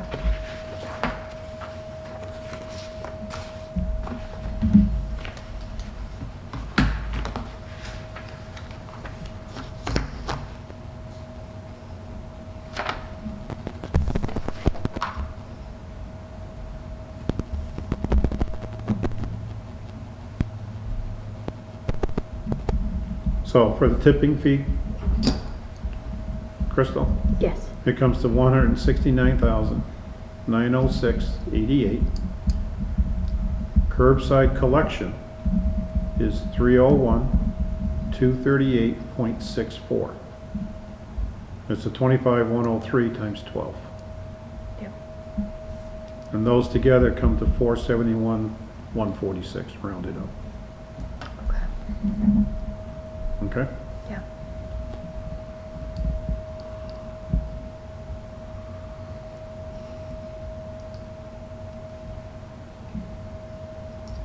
And then we'll have one more year with waste management before we have to then And one more year with Republic Okay. before we have to look at what we're gonna do. Okay. I do know there is another company out there because, actually there's two.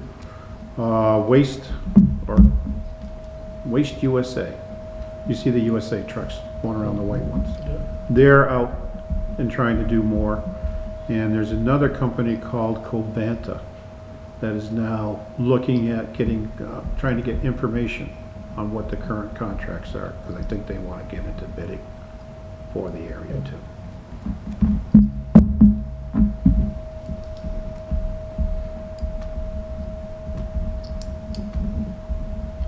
All right. That's all the budgets. The only other thing I wanted to share with the board tonight was the capital projects that were approved by the Capital Improvement Committee. The police department asked for 2 cruisers, a marked cruiser for $67,262, an unmarked cruiser for $60,152. The fire department wanted to do upgrades on their brush truck for $65,000. They're replacing all their air packs for a total of $236,500. The highway truck asked for $105,000 to start looking for a new vac truck, a new used vac truck. The current price for new vac trucks are $500,000 to $700,000, depending upon what you get on them. The school department asked for new projectors for $38,230. and a new security camera server, DVD, and a fob reader and handicap button for $35,735. And all those projects were approved by the capital improvement. So, Of course, pending we have money. yes, Okay. yes. Everything's pending. I know. So right now, those are all the expenditure items, except I didn't go over the other elected official ones with you. But these are all the ones under your control, so you now know what each department is looking at spending.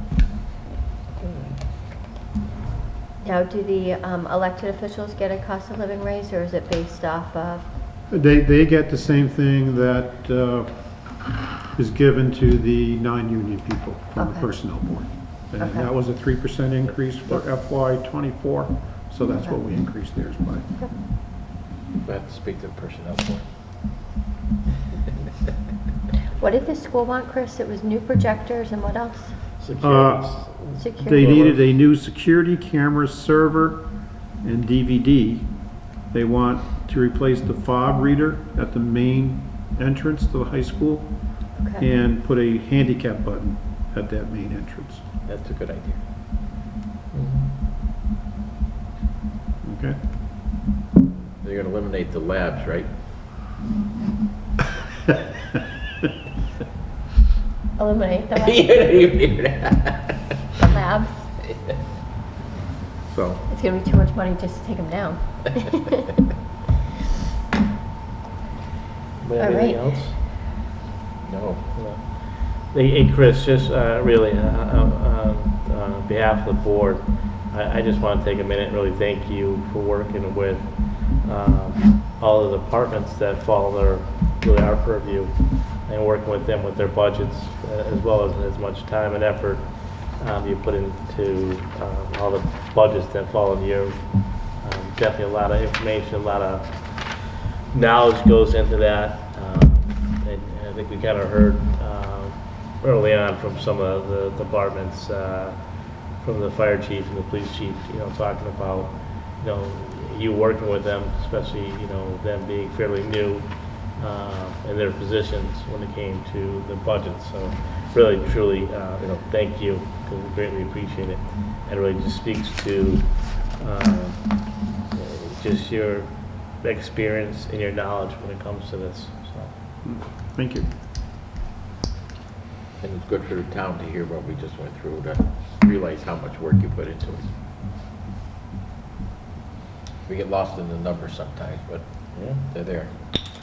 All right, well, if no one has anything else, I would gladly entertain a motion to adjourn. I'll make a motion to adjourn. Is there a I'll second? second that motion. Is there any further discussion? All in favor? Aye. Aye.